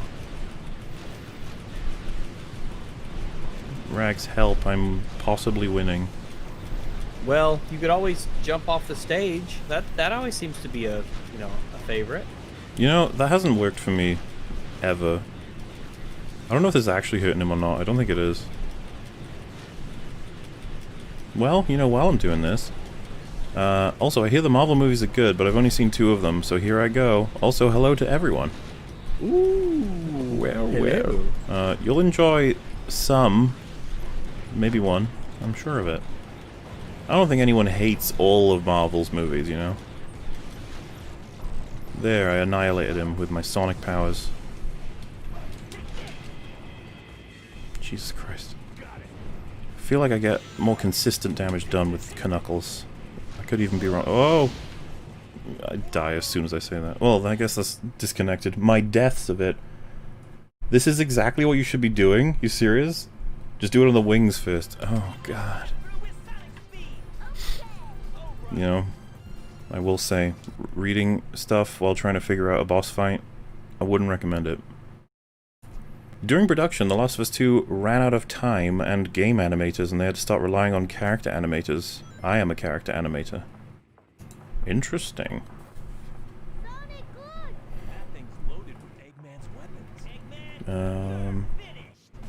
Eggman, you're finished.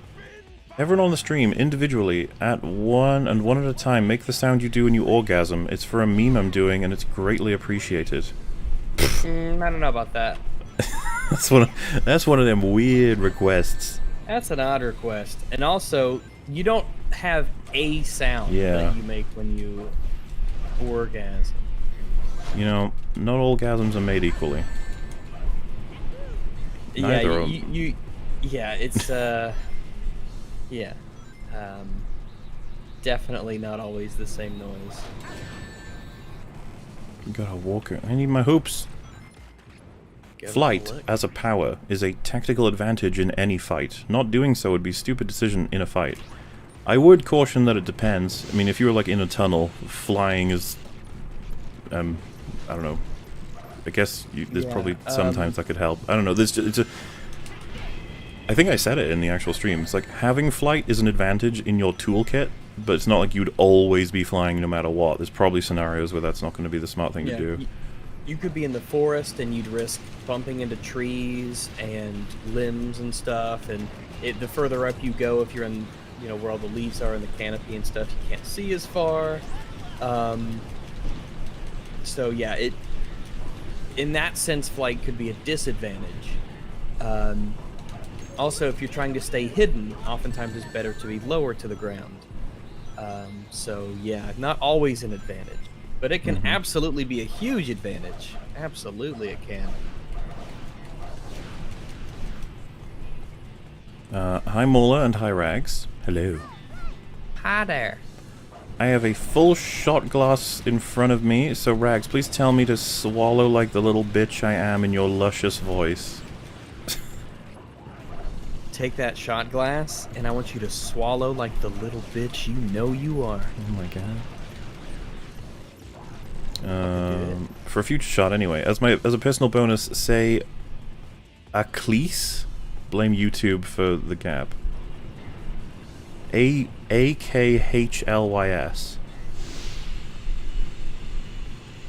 Akils? I don't know. You're going to regret this. Also, really, my ulti is not refreshed. It's taken as though... That's unfair. I called tisms on that. Oh, no, I'm alive.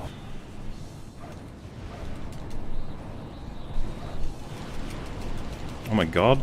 You serious? Why is this how you win? This is absurd.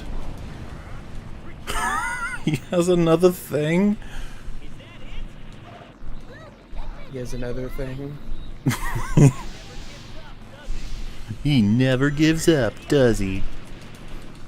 Dude, this is seizure-inducing. Oh my god, I won. Ugh, jeez. I don't think I earned that victory whatsoever. You know, seizure-inducing is always a good way to describe a game, really. Whenever I hear that a game is seizure-inducing, I'm like, all right, good stuff. This is how Sonic works. This is actually great. What do you mean? This... People are saying he figured it out. This is objectively good gameplay. What is happening? I just spammed A. I beat all three. You know what? You're right.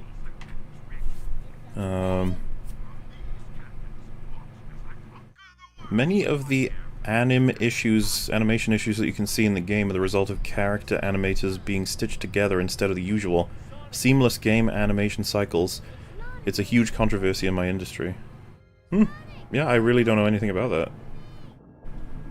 Oh god, is it? Oh! Robosonic! Robosonic! He's like a whole other thing too. You got Shadow, Silver, Robosonic. What are the other ones, chat? You fucking Sonic fans, you. Come stain Sonic. Yeah, that one. Oh god, we're in Forest Land now. Imagine using this logic on the HTTYD trilogy. HTTYD, what is that?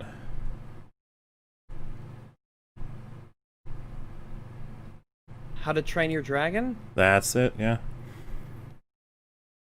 Well, I guess you can't have fighter planes in a movie because we don't understand physics in the air. Yeah, dude, that video in particular was some weird shit. That was really bizarre. It was like, oh shit, I gotta make a video. Flying's bad. Oh my god, what is this?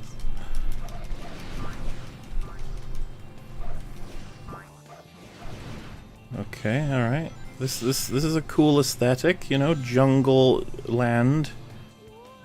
I'm pretty sure there's a haunted level in here somewhere, so we'll have that too. Do they have a Christmas level in Sonic? If they don't, they're heathens, just saying. Hit and Run had a Christmas special thing. Oh god, oh, what is happening? Hello, Mr. Is the frog an enemy? No, oh. I think I killed myself. The frog an enemy? That's just, that's the tagline for every Star Fox game. That's what I said when I met Fringy. It's the frog an enemy. Sorry for luscious. YouTube blocked the other word. What was the other word? Can't say luscious? Well, I think they're saying... Oh, sorry, I don't know if... So I don't know if they've deliberately spelt it wrong, and they're saying that they can't use the actual spelling because of YouTube, or that they used luscious because the word they wanted to use wasn't allowed. I'm not sure. Cummy? You're not allowed to write cummy? I guess. That could be it. Oh my god. Oh my god. Oh. Okay, I think I'm winning. Leave it to Tails. Alright. Frog, what do I do with you? No, I don't want to do that. Okay, I guess I do. Fuck it. Why, Frog? Why? Tell me your secrets, Frog. Tiny amphibious creature revealed to me secret way. Getting a bit of a majorly just right vibe from Janitor. If you dissect it that much, sure, but it doesn't bother me, so it's not really a problem. I mean, he's, you know, it's the typical sort of like, he's more focused on how the content made him feel, and that's fine. It's just that we wanted to talk about it structurally, I guess. Yeah. I guess we wanted to have a discussion. Yeah. Sorry I'm late in joining, but I thought I'd give my thoughts on The Last of Us 2 ending. Ellie should have burned Lev alive on that cross and made Abby watch. I don't know. I don't know what issue she had with Lev. I guess Lev shot Tommy in the leg. True, but I would be And like... her girlfriend as well. Actually, yeah, she shot Well, two people she likes with arrows. True, but she was the only reason that, the Dina, fucking hell. The Dina didn't get killed. And so, Dina's, yeah, there's yeah. that. Yeah, it's a complicated relationship they have with, I think she would have been all about... Yeah, I don't think she would have cared about Lev, honestly. She might have released Lev and I could killed see Abby. it killing Lev to piss off Abby. You know, like in that. Maybe. I don't know, because Ellie's kind of far gone at that point. Yeah. She's killed so many people. I just hold forward, I guess. These are like speed pads, but they're not. I swear, how to control Sonic games has always bewildered me. You like go so fast, and the camera struggles to keep up, and then you just sort of accidentally run off and kill yourself, sort of thing. Oh. Okay, there we go. The Simpsons and Family Guy have both been renewed for 2 more seasons. Thoughts? I don't really have any, honestly. Yeah, I mean... I don't know really anything about Simpsons. Never followed it. Was never something that I, Well, so that was, like, my favorite TV show for a long time, because it's fucking amazing. Most people will cite it as just, like, the first 10 seasons are amazing content for back then, sort of thing. But it went to shit. But the interesting thing is, right, there's, and I guess you'll eventually have seen this, but Red Letter Media released one of the discussion videos on one particular episode in season 4. I saw that last night. Did you watch it? Yeah, I did, yeah. Yeah, so, of course, it's really interesting how the episode has a coronavirus-like situation and it ends in riots. The parallels are super interesting, and the fact that Simpsons had in it a future flash that Trump was president and stuff. So people are just talking about its predictability factor, but it's what I understand Nostradamus was, where Simpsons, you know, did like 1,000 million things, and turns out some of them were things that actually happened. It's just like, okay. Either way, they mentioned, Mike did, about how like the newest season is actually not even that bad, which is unheard of for Simpsons fans. Find that absurd, you know. So I actually watched episode 1 of season 32 is the newest one, I think, and I watched it with Jay, and it actually made me laugh like 3 or 4 times. So Wow. yeah. Not terrible, which is surprising, because the last one I think I saw of the new ones was the Lady Gaga episode, which is well known as like one of the worst episodes of Simpsons. And I want to say that's like season 25 or some shit. Always good to have cartoon comedy shows make you laugh. Yes, that is a plus. It would suck if something else was to happen in that situation. But if someone was like, oh, so it's good, I'd be like, whoa, hang on. I haven't seen like the whole season. I haven't seen much of the new content. I just saw that episode and thought it was fine. And that's as someone who fucking adores classic Simpsons, so maybe it's not the worst thing ever. I don't watch Simpsons or Family Guy. Hopefully seriously? Okay. Hopefully the fans of those shows, you know, are happy that they got renewed. What else? Yeah, what else is there to say? Yeah, no skin off my back. Because if someone was like, "Oh no, you're killing Simpsons," I'd be like, "That shit's been dead for decades." Like, it's I don't know what. It's like a soap opera. Someone said, "Do you remember that the guy who tried to get rid of Apu?" They did get rid of Apu. They've swapped the voice out now. They swapped the voice out for Carl as well, and it's really fucking noticeable. He doesn't sound like Carl anymore. Oh, and Marge. Oh, I put a tweet out about this. Marge is in newest episodes. The voice actress sounds like she's dying to do the like. She sounds like she's a million years old. It's super awkward, and I feel bad. And it kind of blows my mind that you got a show that's got, let's just say, a cast of 50 characters, right? And they're all split between, let's say, about 10 voice actors. Like, they all do multiple voices. Fucking all of them are alive. Like, over 30 years plus of doing the show, and none of them have Kinda left. wild. Like, That's wild. insane.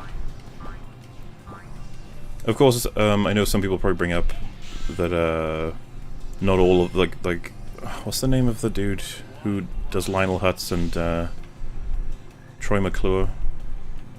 I mean, his name's blanking on me. Chat, help me out. Also, yeah, her voice can't be good for your vocal cords, that's true.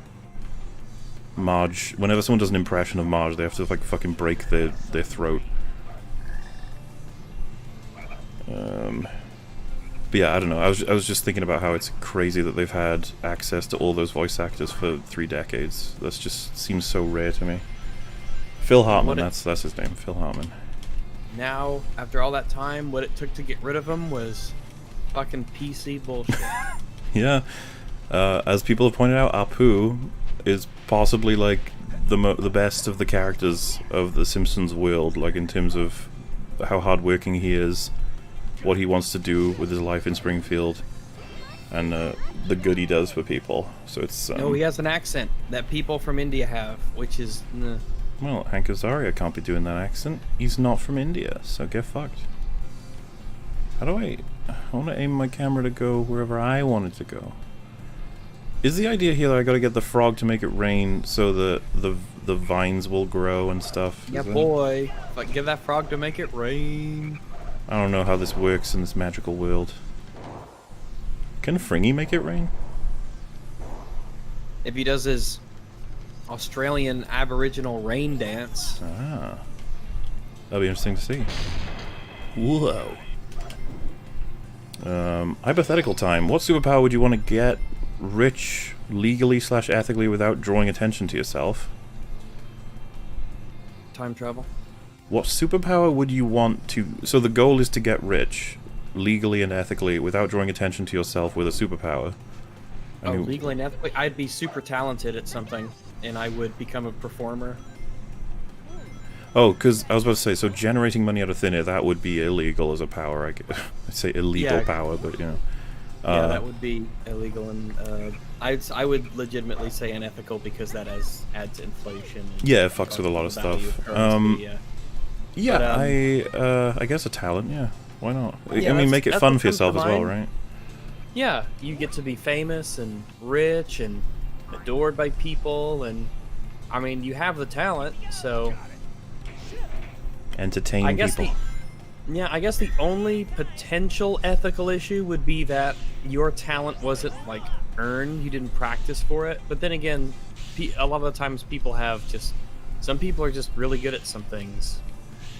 So... Yeah, I suppose it's what you do with it, right? right? With it.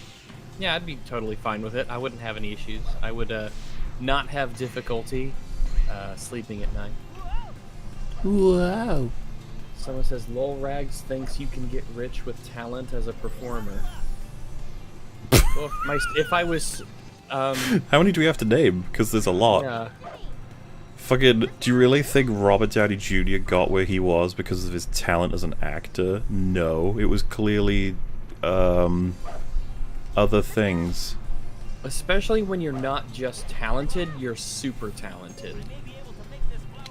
Like if you were an insanely good musician or a singer or something.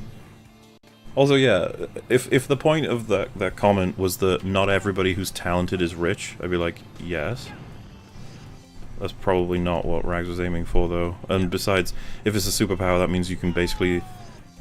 If you were a carpenter, for example, you would crank it to the point where you're the greatest carpenter in the possible capacity for human, possibly exceeding that, I guess. And also, we're talking about the whole point is that you're really trying to get rich doing this, and so you're applying a superpower that you have to doing that. I think it would be pretty difficult to not be successful. Yeah. His drug problems made him famous. No, man, he started as an actor, and then he got drug problems, and then he made a comeback. But obviously Iron Man was... I don't think he would have been as successful had he not put... Fuck me, Sonic. I really wish your move wouldn't just drive me off a platform, alright? That's all I'm saying. Even when pulling back on that analog stick's just like, nah, it's GG at that point. It's done. Nope. Have to go fast.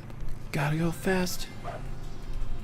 Gotta go faster, faster. So yeah, just take like any artistic field, and then you have the bonus of being the best possible at it, I feel like you're gonna get found pretty quickly, actually. And yeah, Rags could even make that his special power, actor. Yeah, He'd my be really good at acting. my special superpower, my super powerful talent is that I'm extremely good at drawing furry porn. Boom, guaranteed to be rich. Yeah, that's actually, yeah. And because remember, it's not just being able to produce, like, quote-unquote good stuff, it would be the speed at which you could do it as well. Yeah.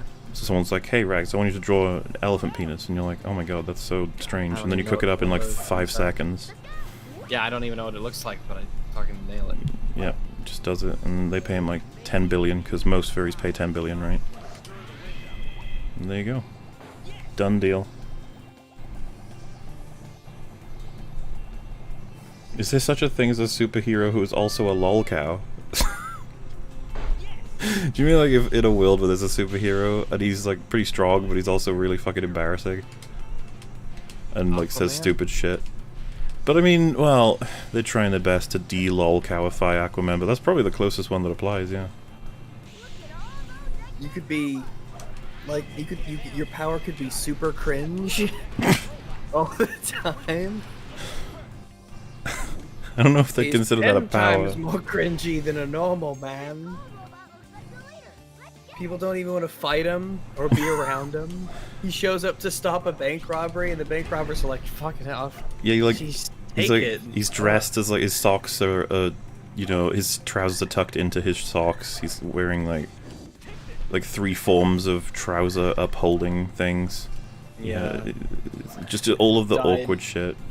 Yeah, like light blue dyed hair with a nose ring and 3 piercings, and you have black eyeliner and black lipstick, and and when he arrives, he's like, "Stop right there, evildoer." I'm like, oh. Stop right there, evildoer. I need to use glue. I'll be right back.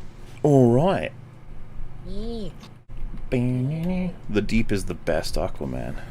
I don't know. The Tick? Oh, I guess the Tick would apply. The Tick is awesome, though. I am the Tick. That show should not have been cancelled. I was enjoying it, and that is a reason for something not to be cancelled, okay? Ding, ding, ding, ding. Inspector Gadget. Inspector Gadget's a lol cow? Oh my god. That seems so offensive. Also, guys, 1 hour until Spooky Ween. At least in Britannia. Ba ba ba ba.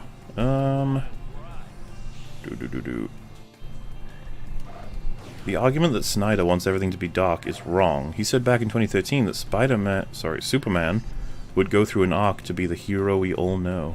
Oh. Well, I suppose once people see it, they'll stop saying that he wants everything to be dark.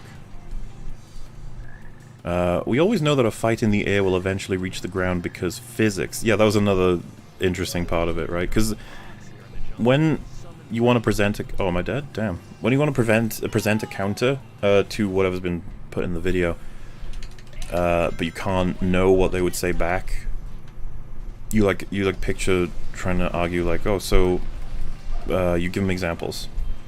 What about War Machine in Civil War? He'd be like, he still landed on the ground.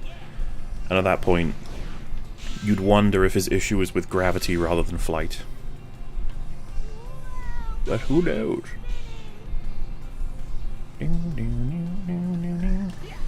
Oh, I don't mean Halloween the day, I mean Spooktober, sorry. Spooktober's gonna start soon. Hey, it's the whole month of October as far as I'm concerned, alright? We do funtisms. I'm gonna swap my avatar on this stream if we go for that long. Oh! Ah, he made it rain. What a wonderful froggo. The Simpsons and oh wait, I read that one. All they do is punch and kick and bite and throw stuff and maybe cut each other, headbutt, smash with other things for no reason. That's what I mean, man. You got all kinds of potential with flight and fighting. Good.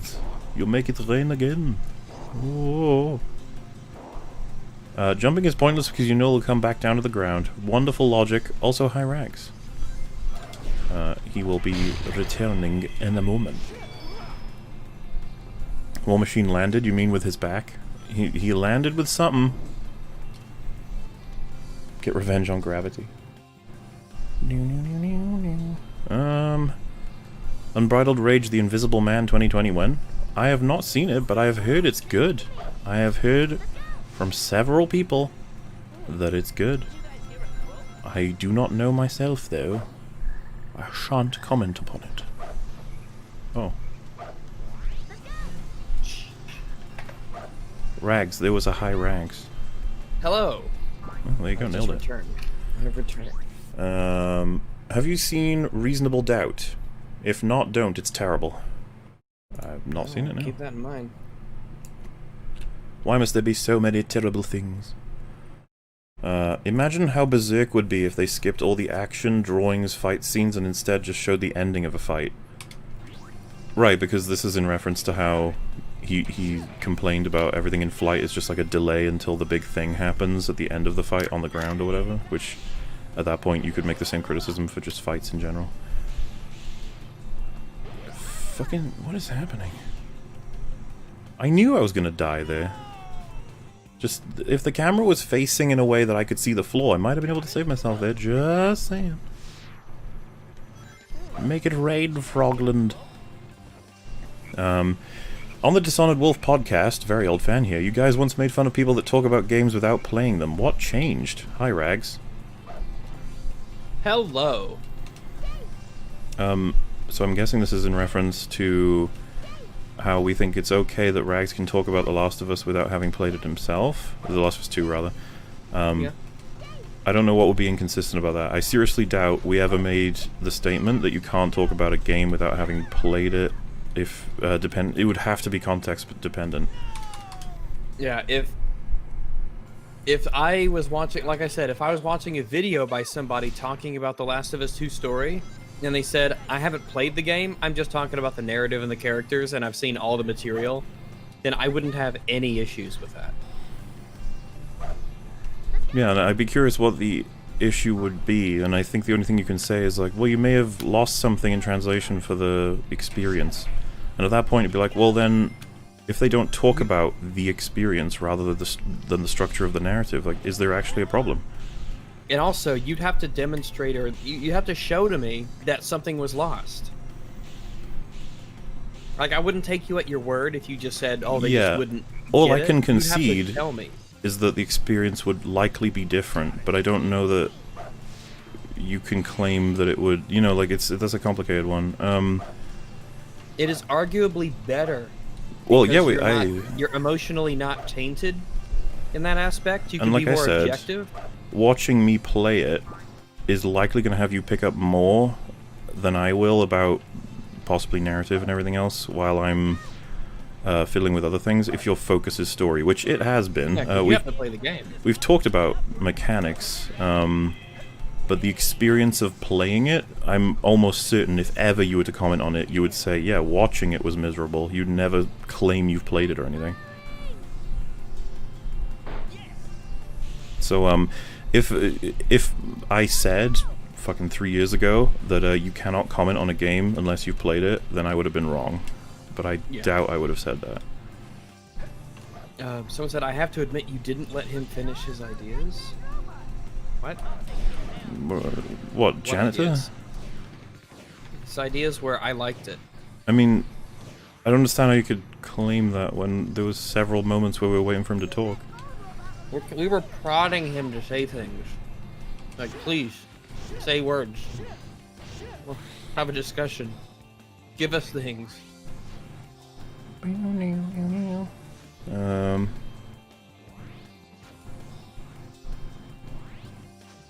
Sometimes being the decider makes it easier to focus on story and stuff. This is kind of what I was getting at. There's so many pros and cons to consider. Like, if the game was going to present me with a choice at some point, and then I'm like paying hyper attention because I want to make sure I take everything in, while someone watching might not because they don't get to make that choice, so rather they're just waiting for me to do it. And so you could argue that they're less invested or something. I'd be like, that's all possible. But if you can't Also, it tell the can- difference between someone who's played it and someone who hasn't when criticizing the story, like ultimately because they both do the same fucking job because they both had all the facts, like what does it matter in relation to structural arguments? Yeah, it's familiarity with the material. Again, if you Your want ability to, to analyze it and pick up details. if you want to talk about trying, I don't know, like the experience of playing the game emotionally or something, then I mean, yeah, it would be better if you played it. I don't even know what you'd be citing at that point, other than like what James was talking about. It's like, yeah, I went in hating it and I loved it, and it's like, all right.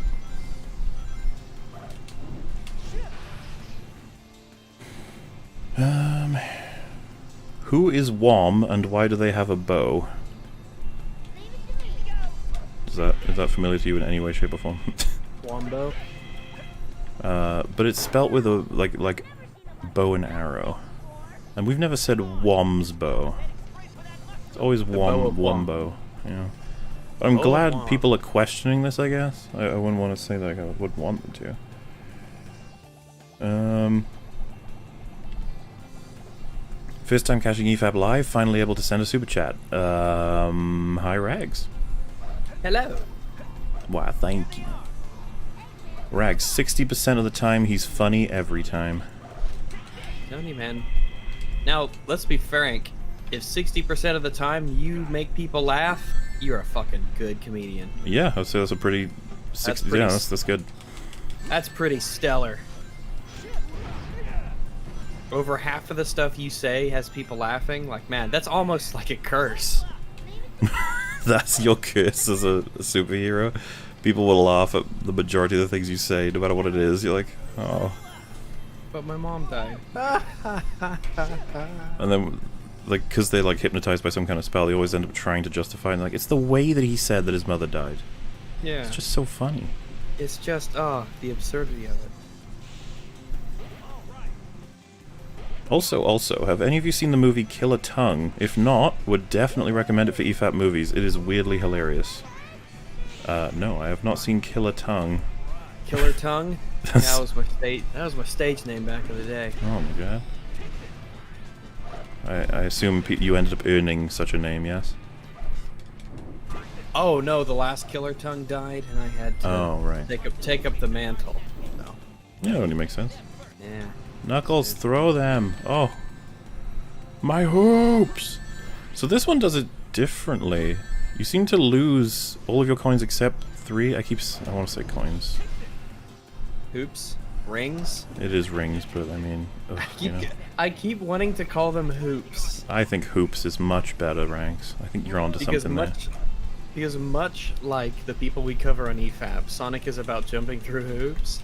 Yes. Also, this is terrifying. It's growing as I'm sliding on it. What if it stops, Knuckles? What if you outrun it, Knuckles? What are you gonna do, Knuckles? Also, Sonic is just dying over and over again in the background. That's actually funny. Oh, we did it. All right.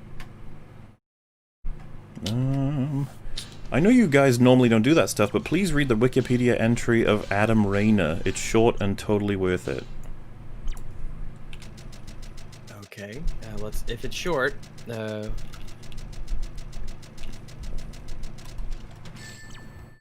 Adam Rayner. okay, Adam Rayner. Adam Rayner, 1899 to 1950, was the only person in recorded history to have been both a dwarf and a giant. What? He is believed to have had acromegaly, which is a disorder that results from excess growth hormone after the growth plates have closed.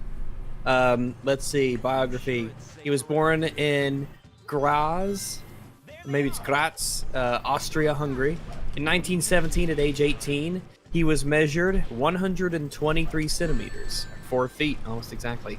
And then in 1918, at age 19, he was measured at 111.5 centimeters, 3 feet, 7.9 inches. A typical defining characteristic of dwarfism is an adult below 147 centimeters, 4 feet 10. Then, likely as a result of a pituitary tumor, he had a dramatic growth spurt, so that by 1932, at the age of 33, he had reached a height of 218 centimeters, 7 feet 2 inches. Fucking As hell.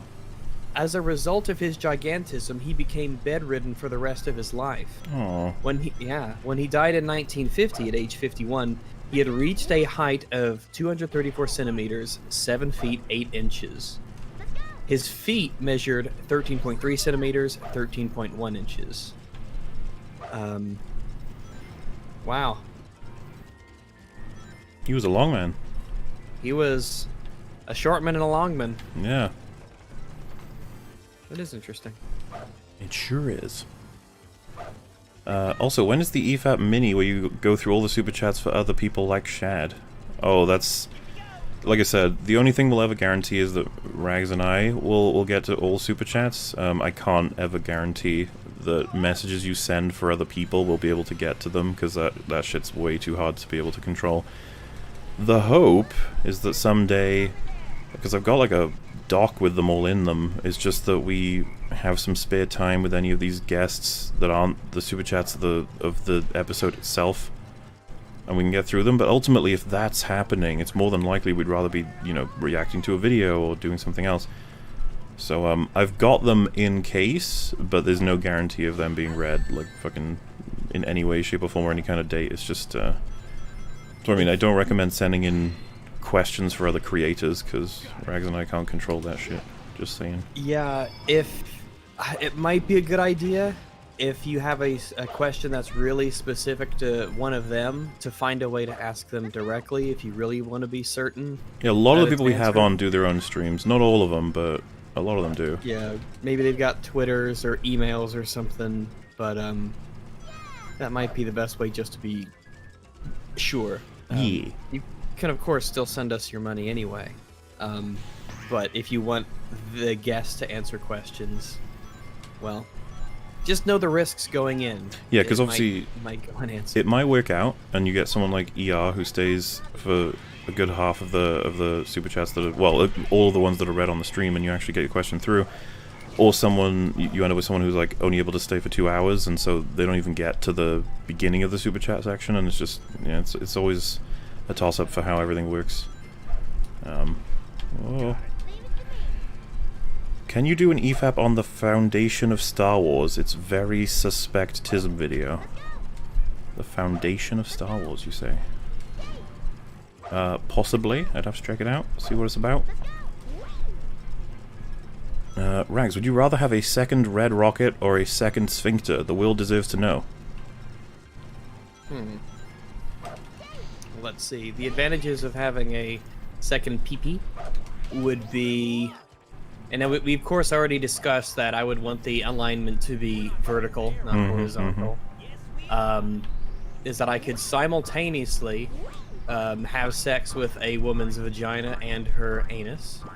Fantastic, probably, to get those both in there at once. However, having two buttholes would mean, well, if I could control which one I use for poo, I could use one exclusively for that and keep it would be so much easier, and it'd take so much less time and effort to keep the other pristine.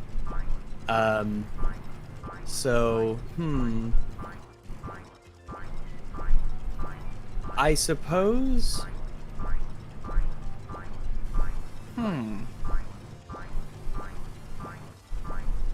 I'm gonna go with having two buttholes. Well, there you go. Because I feel like one wang gets the job done. Because I still don't know if you have two penises.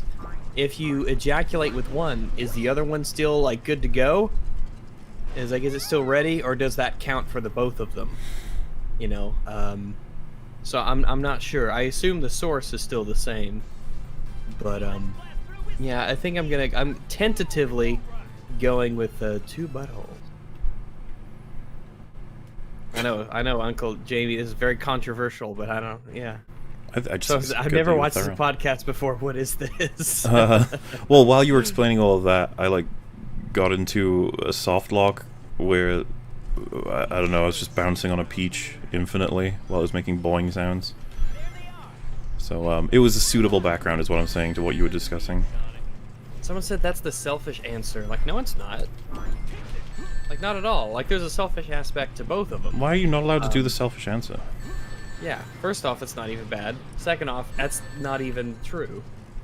There's selfish components to the both of them. I don't see how denying myself having a second penis is being selfish. But if anything, I'm making it easy on myself and on other people, and more assured that when they're just going at it, that they're just getting it's the butthole they could eat off of. Yeah. Yeah. So you will suffer from the lack of blood with 2 PPs. I don't know if that'll. I don't listen. Think I've got a lot going on down there, but I don't think that the blood that you have flowing through the erection is going to be enough to make you dizzy. Maybe. I don't think so. I don't think it's still like circulating through you. What are you, a doctor? No, I'm not. But I'm just gonna hazard a bit of a guess. But I don't know. It's a double the chance of rectal cancer. No. That's very true. I guess I'll have to take my chances. Then again, you know, if you're a woman, right? If you just cut your tits off, boom, you probably won't get breast cancer. That's So, what Angelina Jolie did, right? She had to, yeah. I think she was gonna get breast cancer. I thought so she did it preemptively. She like did it as a, because I know there are people who've done it as a result of having gotten it, but I'm almost certain she was the one. Somebody did it, like a famous celebrity did it, just because their mother had it and they just didn't want to risk it. Something like that. But yeah, if you cut it off, it can't, you know, become cancered. Cancered, is that how we say it? To become cancered. Cancered, like Ian cancered. Right. Leave it to me. Also, Halloween is provably better with science. Sorry. Hey, I was glad someone said it. That's not true at all. I mean, some truths are hard to unlie, and yet they're truth. That one's a lie. So. Oh, damn it. You guys gonna watch that pedo movie on Netflix for EFAP movies? No. No. EFAP movies is fun. It's fun. Funtisms, guys. And I think a whole bunch of people are gonna cover it. All kinds of your favorites. You'll be fine. Oh, I did it this time. Because... Alright. Whatever, it worked this time. Yes, you're getting $5 whole so I can tell Muller to tell Rags Halloween is objectively better than Christmas, you massives. Oh my god. Well, I mean, thanks for the money, but you're wrong. I mean, That's I not think true. he's right.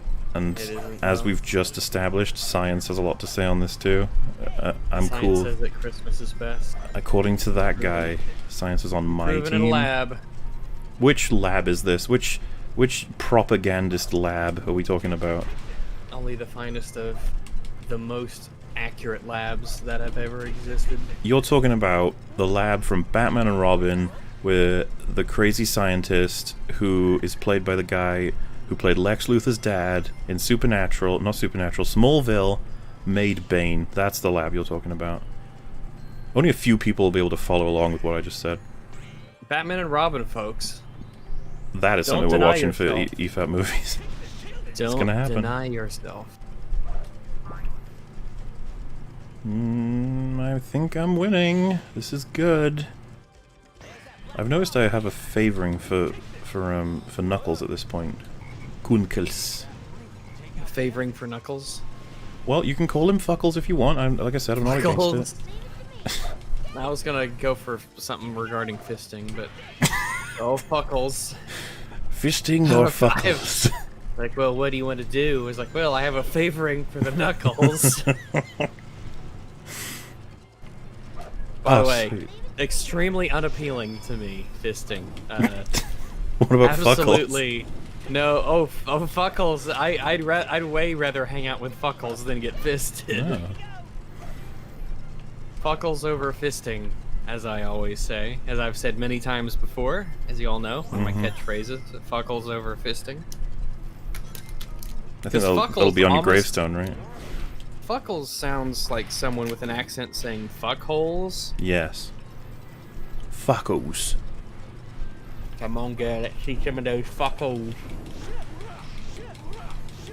Why is that not working? Fuck you, Robotoid. Ow. Take this. Take this. Knuckles keeps saying to take this. I don't know where he wants me to take stuff. Take this. God damn it, Knuckles, just throw the thing. The torturous pain of dying over and over again. Oh, and again. You can do it, guys.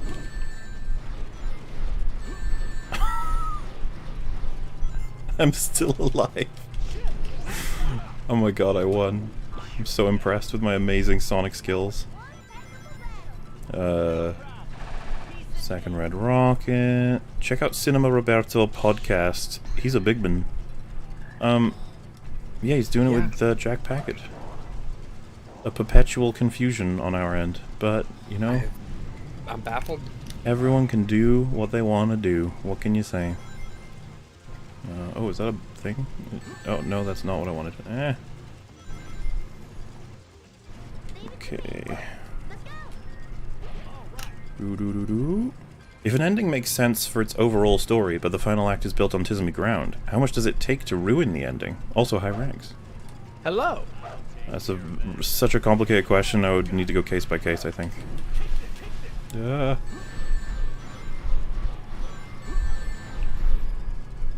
Ha, you fool, you've activated my fall over card.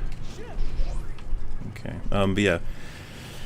The ending makes sense for the overall story. Do you mean in terms of just the broad beats, the broad strokes, as in the Empire is defeated in Star Wars? Like, yeah, that makes sense. I don't know what you mean by it makes sense, but it doesn't in terms of like maybe structure or how it's built up. Do you mean thematically, maybe? Because that's what a lot of things rely on these days. Yeah, I'm not really sure what you mean by that. Like a story that makes sense with maybe where the characters are going, but it didn't justify it structurally. There's a lot of things you could mean by it, and like I said, it's tough to be definitive without examples, I suppose. Please don't kill me. Hey. Take this, take this. I love how I could just throw my friends at him. I think Knuckles is an abuser. That's how he got his nickname. Sonic Heroes is a game about justifying violence. And they aimed it at children because they're trying to build an army of child soldiers. I have cracked it. I have used my video essay powers. Horizon Zero Dawn on PC still runs at an unstable frame rate, although it averages much higher than the PS4. Plus, you get better texture quality.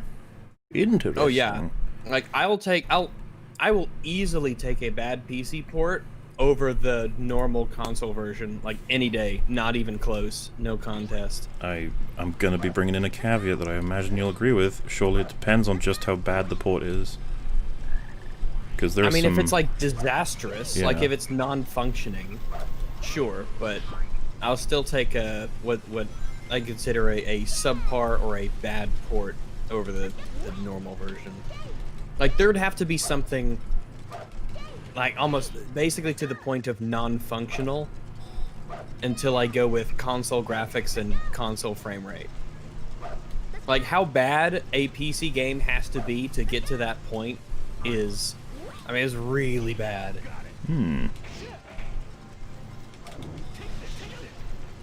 While listening to the radio at work, my local station in Kentucky ran a story of someone in Wales putting up their Christmas decorations early to bring happiness as only Christmas can. Aww. I mean, yeah, we still like Christmas over here. I think most places do. We're not heathens. Rags, what were you doing in Carbondale? That's my neck of the woods. Also, hi, Rags.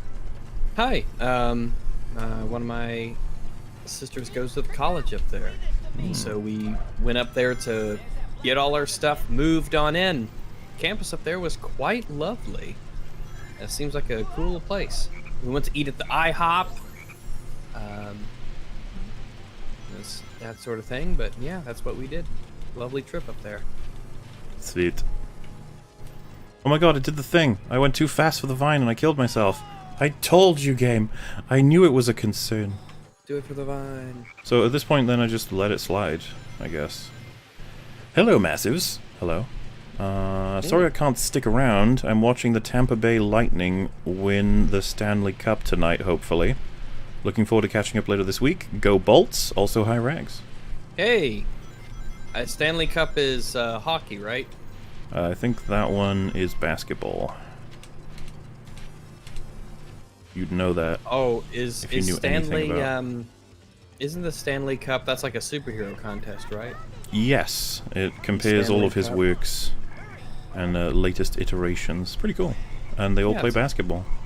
Stanley Cup. Oh my god, it's a crocodilus. Jesus, that's a big man. Oh, I died. Everyone thinks it's hockey. It's the superhero basketball competition, you idiots. You heard it. The Stanley Cup. Unlike Halloween, Christmas can't be cancelled.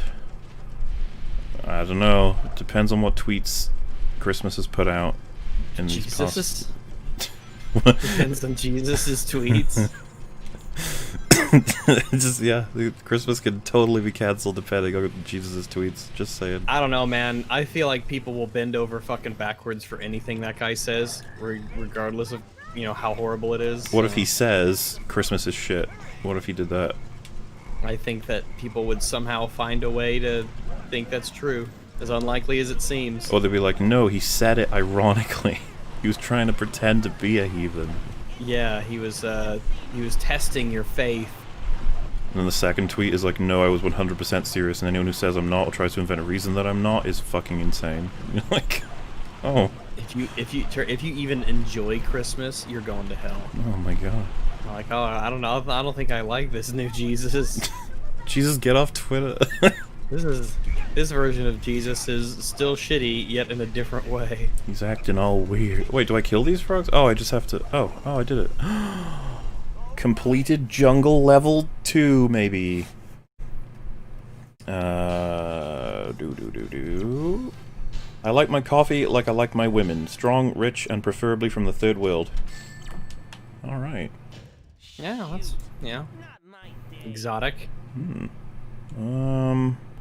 Mooples and Ragu, can you ask Southpaw and Evan Monroe about their tisms on Knives Out? They thought it was just okay, at least when I'd last checked.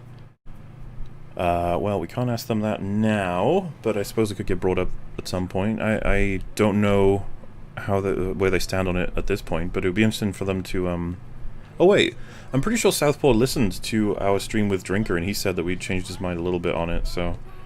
I'm not sure what they think of it at this point. But of course, Yeah. you know that we think it's fucking terrible. Yeah, I don't think it's good at all, and I guess if someone only thinks that it's okay, like that, Yeah. it's not really a big deal. Yeah, so people who say it's a masterpiece of, like, genre bending or something, I'm like, Calm down. chill out. Fireball Shoot. Z. Also, hi, Rex. Hello. That's a reference to something, and I'm pretty sure, and I'm not sure. Chat, help me out. Is Fireball Z Drunken Peasants? It's vaguely something I remember, or is it something they were referencing as something else? Oh my god, I'm fighting Team Dark! Ah! I'm just Maybe gonna... it's an alternate. Maybe that's like a team that's in the Stanley Dude. Cup is the Fireballs. Dude, I jumped, I pressed BB, landed, walked around, picked up a ring, and then I won. Oh. I got an A rating for that. Seriously, people in chat, what the fuck just happened? I don't know what I just Well, did. you did great. No, you did great. Good work. Fireball Z, it is a Drunken Peasants thing, alright. How did I just win? I don't understand. You won already? I don't... I don't know. Ooh, I'm going to the Hang Castle. It's a castle that hangs? Oh god, this is some eldritch shit.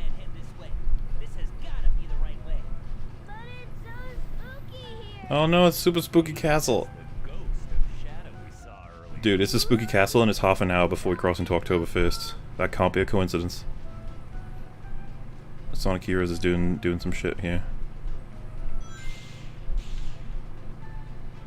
It's like cappuccino, but Rags, our boar and slaver. Rags, are you a boar and slaver? Boar Slaver? Boar and slaver. It's a weird one. B B-O-A-R? B-O-R-E and Slaver. And S-L-A-V-E-R, Slaver? I have no idea what that means. There's pumpkins in this level, it's spooky. Oh god, I can travel into different dimensions too. What is this shit? I'm in like a different universe. Oh no, I did the thing. Oh well. What controller do you use on Dolphin? I use PS4 and get good bindings on most Wii games. Galaxy with Sunshine controls is bizarre but fun. Also high rags. Oh, hello. I use the Xbox One controller right now. It's honestly my favorite controller, I think, at this point that I've ever used. Just perfect for my hand. All the buttons and shit just work perfectly, and yeah, I don't know, I match the bindings for what a GameCube controller would typically have. So instead of B would be X, A would be A. Fuck, I don't reading all of those out is just going to be confusing because the fact that they all, you know what I mean. Xbox One controller. It's good tisms. Oh. Here we go. I've never held an Xbox One controller. I remember the 360 one being fantastic. PS4 one's fine. GameCube one is good. I really like the GameCube one. But generally, I don't think I've ever held a third-party version of one that was better than its official counterpart. Yeah, the third-party ones, they almost seem like they deliberately make them shit. Or something. Yeah. They're always very poopy. Just watched Indiana Jones and the Last Crusade at the drive-in last night, along with Monty Python and the Holy Grail. Hey! Ah. That's a cool set. Yeah. Yeah. For an unstable meme, have an escalating argument about how Rag shouldn't do a number 2. It should be argued it would be a moral bad. Best do it when he needs to go. Rag should grow increasingly agitated and snarky. What? I have to take the argument that he shouldn't poop? I gotta. I mean...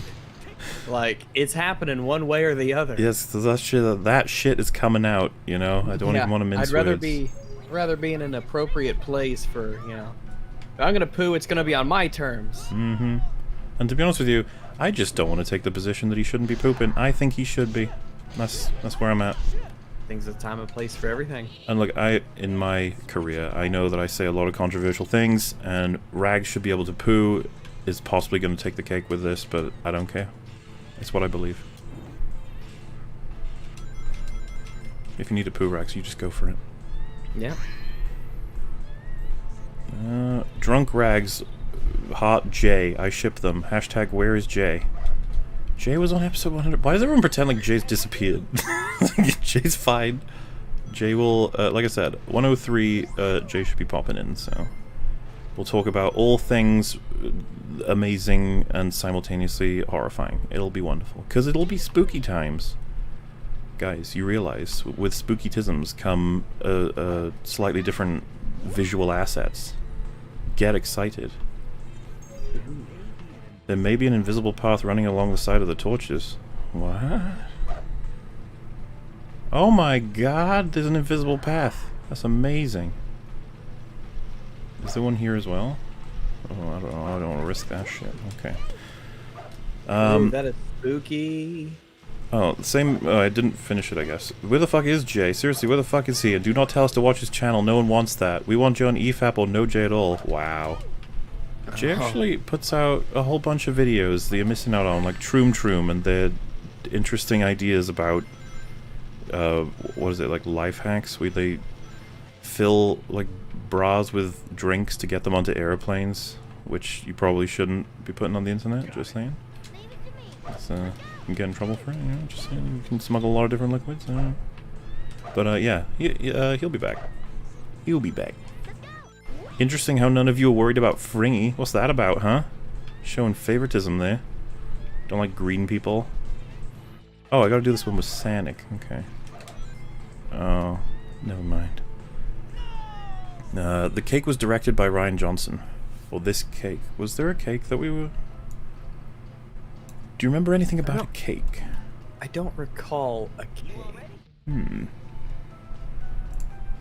I saw cuties because I got sick of hearing takes from people who did not see the fucking thing. Hot take on the film is wrong in both directions save one.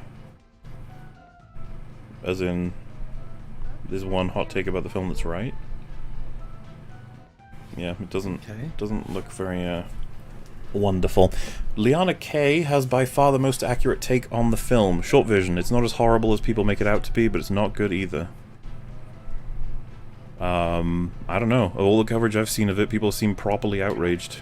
I don't really get the impression that people take this stuff sort of hyper seriously, and there's a reason for that. Just saying. You won't do 100 hours because staying awake that long is a major health risk. Your well-being is more important. Oh, well, me and Rags were never going to do a fucking 100-hour stream. That's out of possibility. No. Like, yeah, that's not going to happen. 24 hours is hard. Yeah. 30 is... The idea going that... past 30. And if someone was like, staying awake for 24 isn't that hard, it's like, as Rags said before, it's not just staying awake.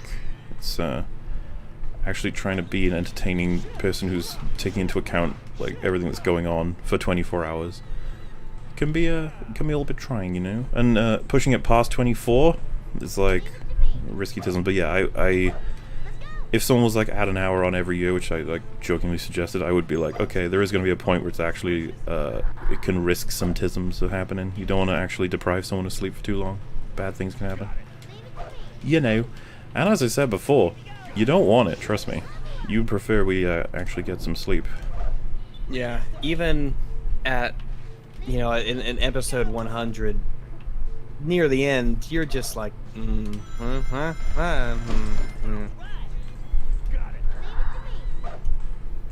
But, yeah, you know, we like doing our long mans, but you don't want to go too long.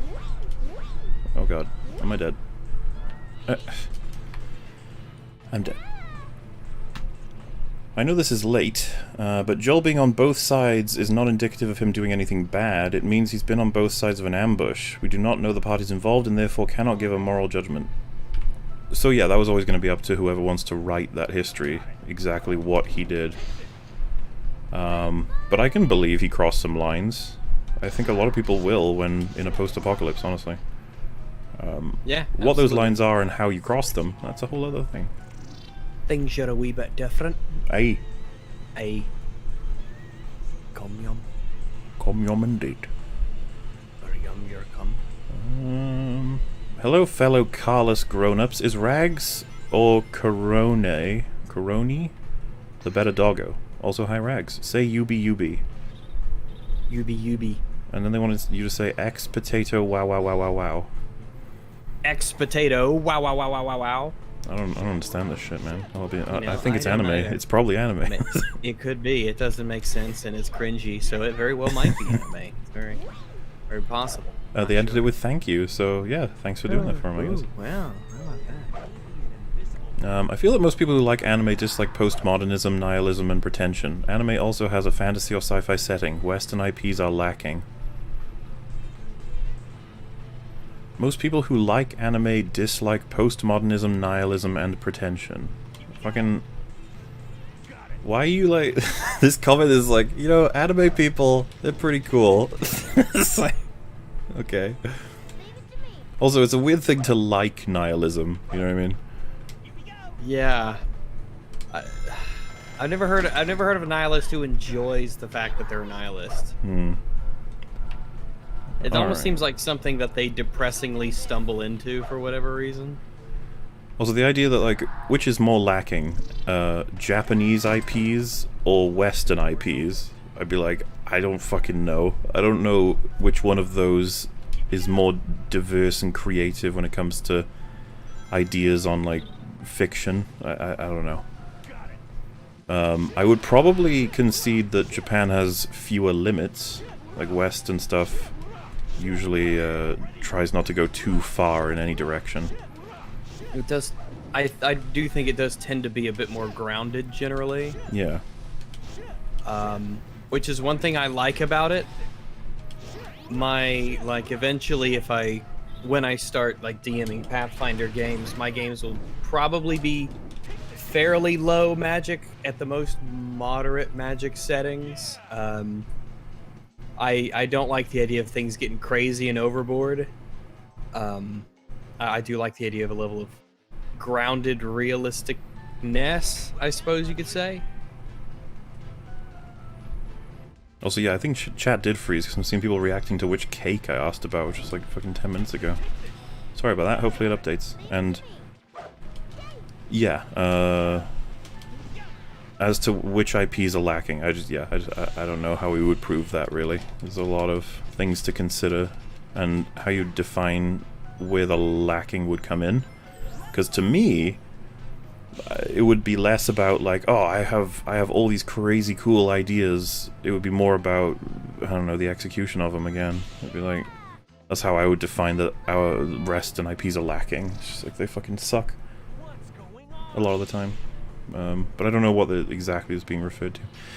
Like I said, but people who, I mean, shit tons of people who like postmodernism like anime. Like, anime is liked across the political spectrum, I would argue. You never know who's gonna like anime. Yeah, you have no clue. Who knows? Could be the man next door. Imagine if they remade Alice in Wonderland. Shiver. Nothing is sacred, okay? They did. Oh yeah, Tim Burton did it. Yeah, they did, and it was... I don't even remember, like, I don't remember particularly liking it. It was weird But from what I remember. yeah, I just remember it being weird. A lot of his stuff is weird. Yeah.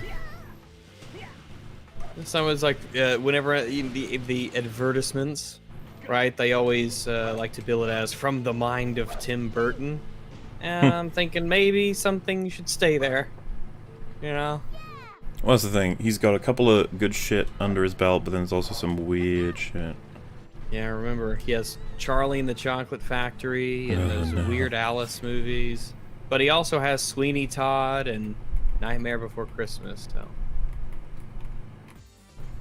Oh no, I died too many times. Damn it. No. Do.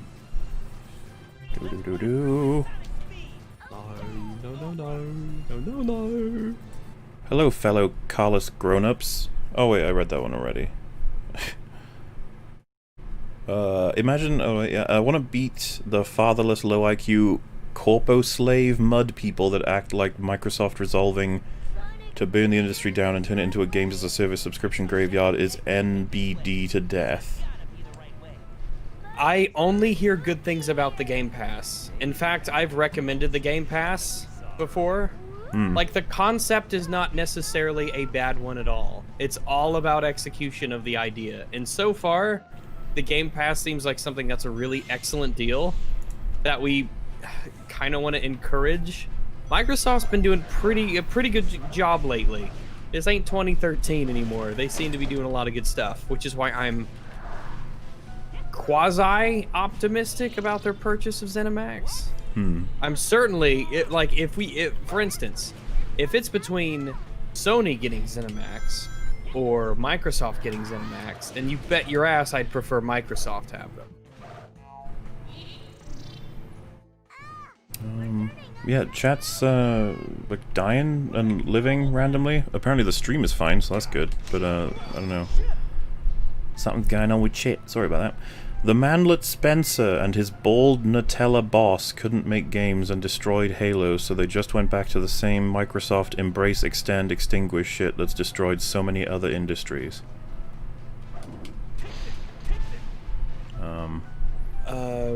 You're gonna have to be more specific here. Yeah, I'm a little lost. I'm assuming it's to do with Halo development? Microsoft has a lot of good game studios, Ori and the Blind Forest and all that stuff. But when we talk about the stuff they've destroyed, you have to go back a while to like 2014 or something to find a studio that they've destroyed, as far as I'm aware. Microsoft is way better than they used to be. And while I understand a lot of pessimism when it comes to like the ZeniMax deal, I don't know, maybe they'll light a fire under Bethesda? Who knows? I'm on a very wait-and-see attitude.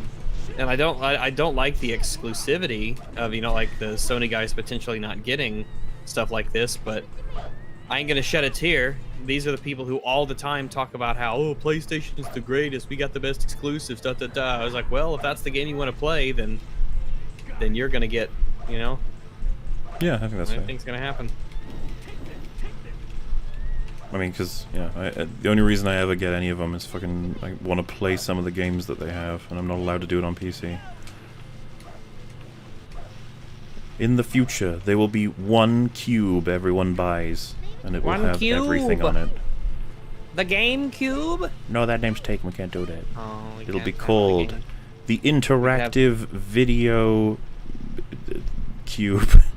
We could have the GameCube again. GameCube 2. Electric. He-Man. Electric Boogaloo. Cubaloo. All right. Let's wait and see how it plays out. It's a great value. I'm a fatherless millennial and Master Chief was my father figure. Fuck Q shills? What? Master Chief was my father figure. I guess he thinks we're Halo fanboys, so we really like Microsoft? I don't know if Is he's that talking about what- us or people we're covering. I really have no idea. I don't know. Because I'm really not much of a Halo man.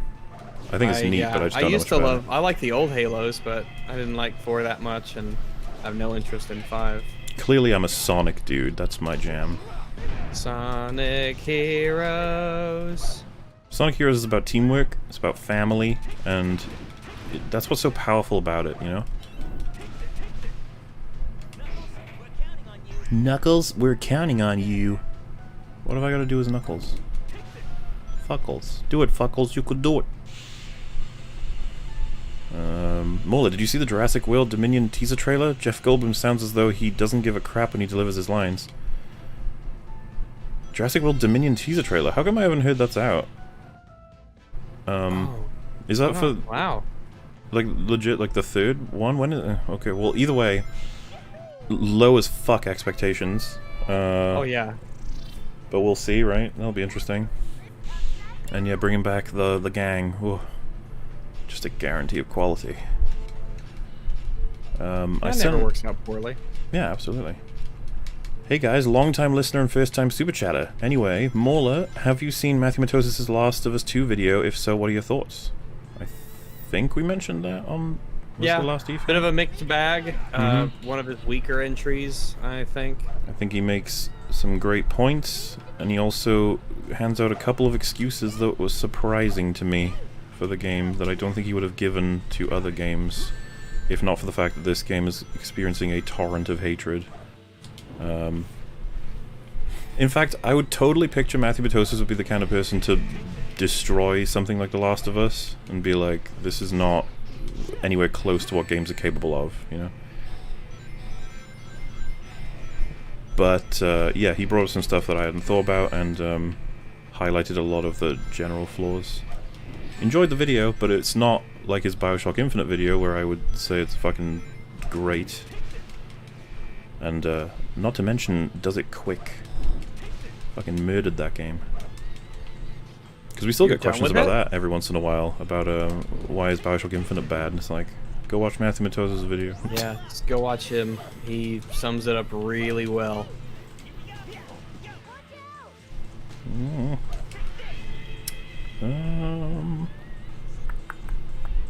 I sent my girlfriend a gym selfie with the caption, going from flabby to Abby, and that joke is the most enjoyment I got out of The Last of Us 2. Yeah, I'm glad you got silver linings.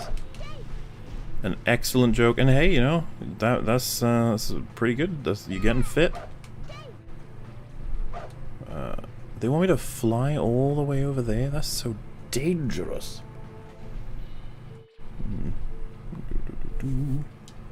This one just says China. China. I just realized that Pixar has about 6 fantastic films and the rest range from pretty good to terrible, yet they're considered the best animation studio in the world by many. Think it's warranted? Off the top of my head, I can't think of anyone better. Yeah, like, I don't know enough about all animation studios to really have a good perspective on that, about who's doing the best with what they have, you know, but they've made some impressive shit. It's, it makes sense that they're considered the best, I would say. Like, they're so well known, you know. And there are people out there who still absolutely love all of their entries, no matter what. Yeah, especially now that they're on Disney. Oh wait, what do you mean by that? Oh, Disnoids. Oh right, Now right, that right. Pixar is part of Disney. Well, they've been a part of Disney for fucking ages. Yeah, it's been a while. Return of the King equals Return of the Jedi. Subpar finales for what came before. Explain yourself. I don't think Return of the King is like Return of the Jedi in terms of tism. Yeah, not at all. And to be honest, Return of the Jedi is a pretty cool finale still. Just like the Luke, Vader, and Emperor stuff. Yeah, that stuff's really, really good. How they got there, there's some tism, but there's some good shit in there. So yeah, chat is still dead. Sorry about that, everyone. It's just not moving. Last thing that was said was Sweeney Todd was terrible. Oh, I disagree. Yeah, I thought it was decent. I don't know how far I'd go in praising it, but I liked it. Yeah, I liked it a lot. I'm not a musical guy, but Yeah, there's very few musicals that I'm into. I'm just checking it now. The stream is definitely fine. But something may be wrong with the chat. You have to teach your dog to poo outside. Oh my god. I'm just going to type some random stuff, see if it goes through. If not, I assume YouTube is having some trouble. Yeah. If not, yeah, like I said, the stream's working, so that's a plus. I don't know.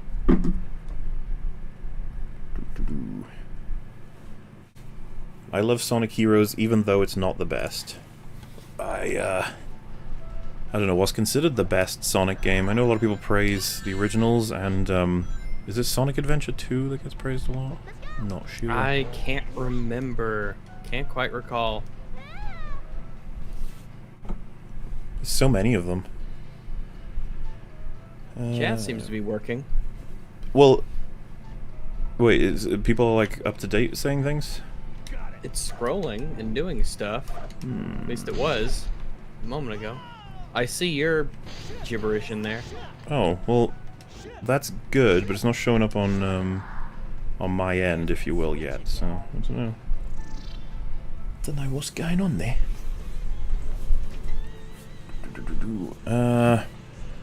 Hi, Rags. Hey. Hello to the rest of the Toxic Brood. Hello. I'm quite behind on EFAP right now, but I wanted to ask, have any of you seen Peaky Blinders or BoJack Horseman? Highly recommend both. Peaky Blinders, I have heard about many times. It has Cillian Murphy in it, which I believe is the correct pronunciation of his name, but don't quote me on that because I'm not 100% sure. Looks pretty neat. I like the time it's set in.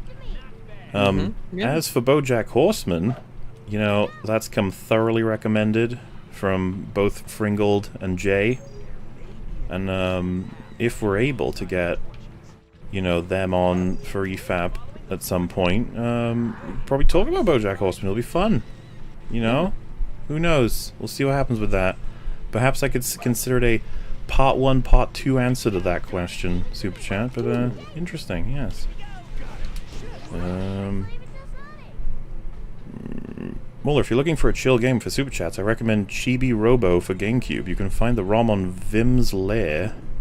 Don't know what that is, but you ever heard of Chibi Robo? I think I have, yeah. What's I've that heard then? of it. I don't know, I think you're like a robot in a house. You're like a little toy robot and you're inside of a house. And you have to do stuff. But Alright. but I don't know much about it. I think I just know of it.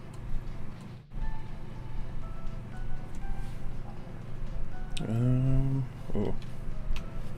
Finally, my last question for the day. Mooples, have you seen Medium D Speak's video on Black Panther? I think you should cover it at some point if you're still interested in covering anything about Black Panther. Possibly in future, I don't know. I feel like by the time we're through with like other subjects, Black Panther 2 will be out. We'll probably have a chat about that. But, yeah, maybe. EFAP movies The Castle. Do it for Fringoldius Fringmal Fringdingdington the Frog. The Castle, is that a movie? I do not know. That don't sound familiar to you at all, does it? No. No. No, alright. Mr. Longman, have you ever played Mass Effect? Have you ever heard of Mass Effect's reason for why they never rammed their ships at light speed into other ships, even though they were in way worse situations than Holdo? Do you know what that is? I don't. I can hypothesize. Well, one thing I've heard people say is that doing it is like firing an enormous cosmic shotgun across the galaxy, which is really bad. Yeah. There was a part in, I believe it's Mass Effect, I forget, I think it's 3, where you see some Marines talking to each other about how important it is to make sure your shots hit in space, because if you miss a shot in space, then that shot is going to keep going and going and going forever, and maybe 100 years from now or 1,000 years from now, that rocket might potentially hit and kill something. So that's very likely. That was going to be my guess. The debris that it would cause just spread out all over the galaxy. But that would. Other than that, I would assume that it's because in Mass Effect, if I remember correctly, you have to have a mass relay that does the jump to a different system for you using that faster than light speed. So you'd have to, you can't just go on a whim. You have to go next to a mass relay that are scattered around the galaxy to make those jumps, and you jump from relay to relay. Interesting. So I assume that those two reasons, Oh yeah, and to answer the first question, no, I've not played any of Mass Effect, I'm sorry. But as far as I know, that's possible someday. Oh, the chat's updated in OBS. China. Oh, and Studio Ghibli was recommended as a possible best animation studio outside of Pixar. That would be another one I think people probably talk about. But with both of those suggestions, I would imagine not because they're the ones that people know about. Like, think of all of the animation studios that have ever existed. People aren't going to know many of them. Like, there are some films that people probably love, they don't even know what studio made them in terms of animation. So it's just tough to answer, I suppose, for most people, and it makes sense that most would choose Pixar, is all I'm saying. It definitely is probably the first to come to a lot of people's minds. Yeah, like, and DreamWorks would be another one, right? I mean, Disney, their own animation studio, they have their own, animation team. Rags, make Mauler watch Xavier and then Qui-Gon Jinn Renegade Angel. What is this? Have you seen Xavier Renegade Angel? No. It's an old Adult Swim show. It's some really good stuff. It's really strange, esoteric kind of humor, but it's really cleverly written, and it's very dense with jokes and stuff. It's just really weird. One of those weird Adult Swim shows. But it might be worth taking a look at. You catch some clips on YouTube. Fair enough.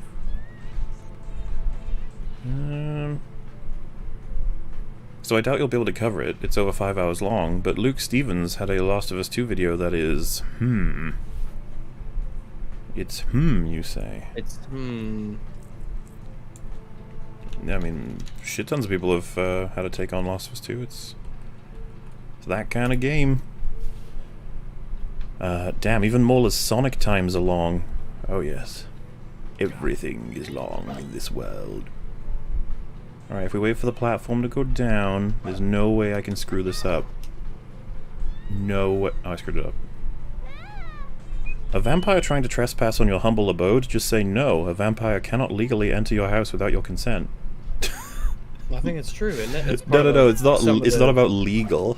it's like a power thing. It's like they actually, yeah. Yeah, it's part of their rules or whatever. Yeah. Well, again, it just depends on what rules you're working with. But I'm pretty sure a classic rule for vampires is they can't come in unless they're invited. Buffy does do that rule, but a lot of vampire stuff doesn't. can't cross through a threshold that has a crucifix on it. Then there's the garlic thing. Holy water. Holy water. Yeah. Stake in the heart. That sort of stuff.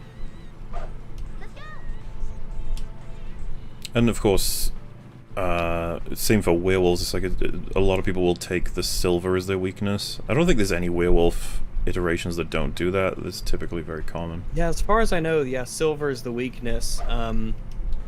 Sometimes vampires share that weakness to silver. Yeah. Does Van Helsing do that? He kills vampires with silver stakes as well. It might be. I know Can't in remember. like in The Witcher, for instance, silver is a metal that's just effective against monsters. You use your silver sword for monsters. There's some silver is known for its purity. Like it's considered a pure metal with its connotation, and so that has an evil banishment aspect to it. In Vampire the Masquerade, vampires are extremely weak to fire. They can't be around fire. Fire is a big no-no to vampires. Vampires don't like fire. That's actually the same for Buffy. Ah, there you go. Funny enough, Buffy's you can tell, like early on they were cool. Like season 1, they're cool with doing almost all vampire stuff, and then as the seasons go on, they drop a few of them because they're like, some of this is cringe. Like I think they toy with garlic as being a thing, but they just kind of drop it. Like there's just no. It just can't. I think it's just too silly. Like garlic does what? It just like it just repels them or something. Just like I don't know. I'll Google the origins of that in a moment, but I imagine if you were like an Italian vampire, you'd just be out of luck, man. Mario, Vampire Slayer. In Lord of the Rings, Sauron turns into a vampire and fights and loses to a werewolf. It happens in the Tale of Beren and Luthien. Also Hyrax. Hello. Of course he loses to a werewolf. Werewolves are fucking amazing. Not if you have a silver machine gun. Silver bullets in the machine gun, I guess. Or what if you fight another werewolf? Oh boy. What about a werepire? A vamp wolf. Werepire? Yeah. Pyre? Doesn't that... We need to watch Van Helsing again. I'm trying to remember if there's a thing in that if a werewolf bites a vampire, they're just fucked, or vice versa. I can't remember. I think that werewolf bites could kill vampires. In Vampire the Masquerade, werewolf bites deal like aggravated damage, which is contrasted with superficial damage, that it's really serious. Even for vampires, it'll fuck them up. And then there's maybe it's the lycanthropy aspect, where if you're like a werewolf bite is more than just teeth closing on you. There's that magical element of the werewolf curse or power or whatever it is. Because Buffy never answers that question. It doesn't go near it. It's just like, what happens if you're a vampire and you're bitten by a werewolf? Because of course vampires typically have to do more than just bite you, but werewolves only have to bite you. Yeah. So it's like, if you've gotten all the tisms from the vampire and then you're bitten by a werewolf, are you both? Do you die? Does nothing happen? I don't know. Maybe we would have gotten the answer to that question in the Dark Universe had Dracula Untold been successful. But you know what? Society was just not ready for that. That was one of the best movies we watched in terms of being an entertaining B-movie. Or not a B-movie, but just an entertaining bad movie. Yeah. Like, Dracula Untold was a fun movie to watch. It was horrible, but man, it was very entertaining. We need more Dracula Untolds in this world. He said. There are people who are like, no, Dracula Untold's good. When the thing with the blind thing happened, I was done. I was out. That movie was fucking garbage as soon as that happened. That was insane. And the action scene with the fist of bats. The bat fist. It's honestly, it's as cringe as Batman and Robin, but in packaging that's trying to be really cool, and I think that's even worse. It's like Shadow the Hedgehog. I think Batman and Robin knew that it was being super weird and goofy. Yeah. But Dracula Untold, they were trying... Dracula Untold is like Shadow the Hedgehog. That's what I said. Yeah, it's totally. He's like, Oh, yeah. fucking awesome. Look at his black trench coat. Fucking activating his army of bats. It's like, oh, he's fucking cool. So cool. Bats is amazing. Bats are so fucking cool. Fucking love bats.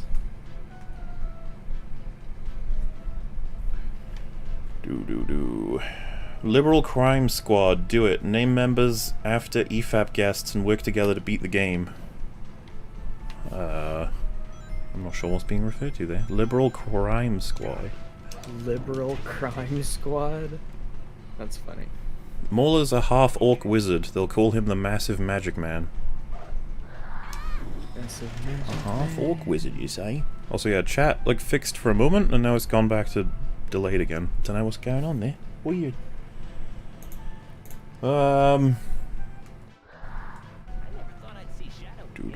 Subslutes. Oh, you know, just chilling, playing some Sonic Heroes while ads for Super Chats. What are you up to, Rags? Oh, I was just doing kind of on and off with games, playing Guild Wars 2 a bit, kind of just going around doing some stuff, finishing some collections, doing some map completion, and seeing what people are asking, or just kind of sitting here, a little tired, so I'm just sort of, you know, kind of just hanging out, giving a listen, giving the old thinkaroo. On this day, 34 years ago, Metallica's bassist Cliff Burton was killed in a bus accident. Look up some live videos of him if you ever want to be amazed. Cliff Burton. It's from Metallica. Alright. Cliff Burton. That sounds like an action hero from an 80s. It do. I agree. Secret Agent Cliff Burton. Cliff knew life was fucked up, but he did it anyway. Slade Craven. What's the one, wasn't it a girl's name from... Fuck, what is my brain trying to remember me about? Some cringy, like, awesome name for a girl in something we watched relatively recently. Oh, you're talking about Doom Annihilation? Yeah, that's the one. What's her name in that? Oh, her name was fuck. It's Joan Dark. Joan Dark. Have you ever blown a dude in the pale moonlight? Also blow me, Rags. No, not outside in the pale moonlight, no. Not in the pale moonlight. And the last one from EFAP 102 was also remember when Men in Black was good? We should rewatch them. The first and the second? From what I remember, first one's good, second one's got loads of tisms, third one's like a 50-50 mixed bag, and the fourth one is the worst thing that's ever hit movies. That's what I know. I heard the fourth one was not good. Also, Rags, it's midnight, which means the 1st of October now. Oh, it's still... Oh, yep, 6 p.m. for me, so I'm 6 hours until Spooky Ween. All right, you have to switch your profile picture yet, but I do. Yeah, I'm getting one done, but in the meantime, I will be... It won't be ready for this next EFAP. It'll be ready for the next one. But I'll have a Halloween one either way. Haven't either way. We're gonna have to call it there, I'm afraid. But we had a couple in this catch-up. I'll just pop them as the first ones we'll read out at the end of 103. We'll be able to catch to them pretty quickly. It'll be fine. I like that this wasn't actually planned, by the way, but a ghost Halloween creature, one who wants to kill me, is just filling up the screen right now while I was idle. So that's really just on point. Good job, game. Oh, wow. Oh, my goodness. It's midnight on Spooky Ween, and there's a floating jack-o'-lantern? Wow. That's spoopy. It is. That's, oh, man. Just gonna make sure we're all good. But yeah, that's, we caught up to what was that, 4 hours? Something like that? Not bad. Yeah, not too bad at all for a bit of an impromptu-ish kind of stream. I don't know what's going on with potential sub recommendations or how chat's working. Either way, hope you guys had fun. get excited for Halloween tisms. There's lots of stuff we'll be getting up to here and there. Might talk about it a bit more at the end of 103, I guess. And thank you all for the very kind donations, I suppose. It's very, Yes, very, thank very you very fun, much. and the company. Absolutely. With that, I suppose we'll catch you guys around on Saturday. That is, I think, when we're doing it at 7 p.m. BST. That should be it, unless something changes. Which means goodbye all. It's been fun, and good night. Bye-bye, everybody.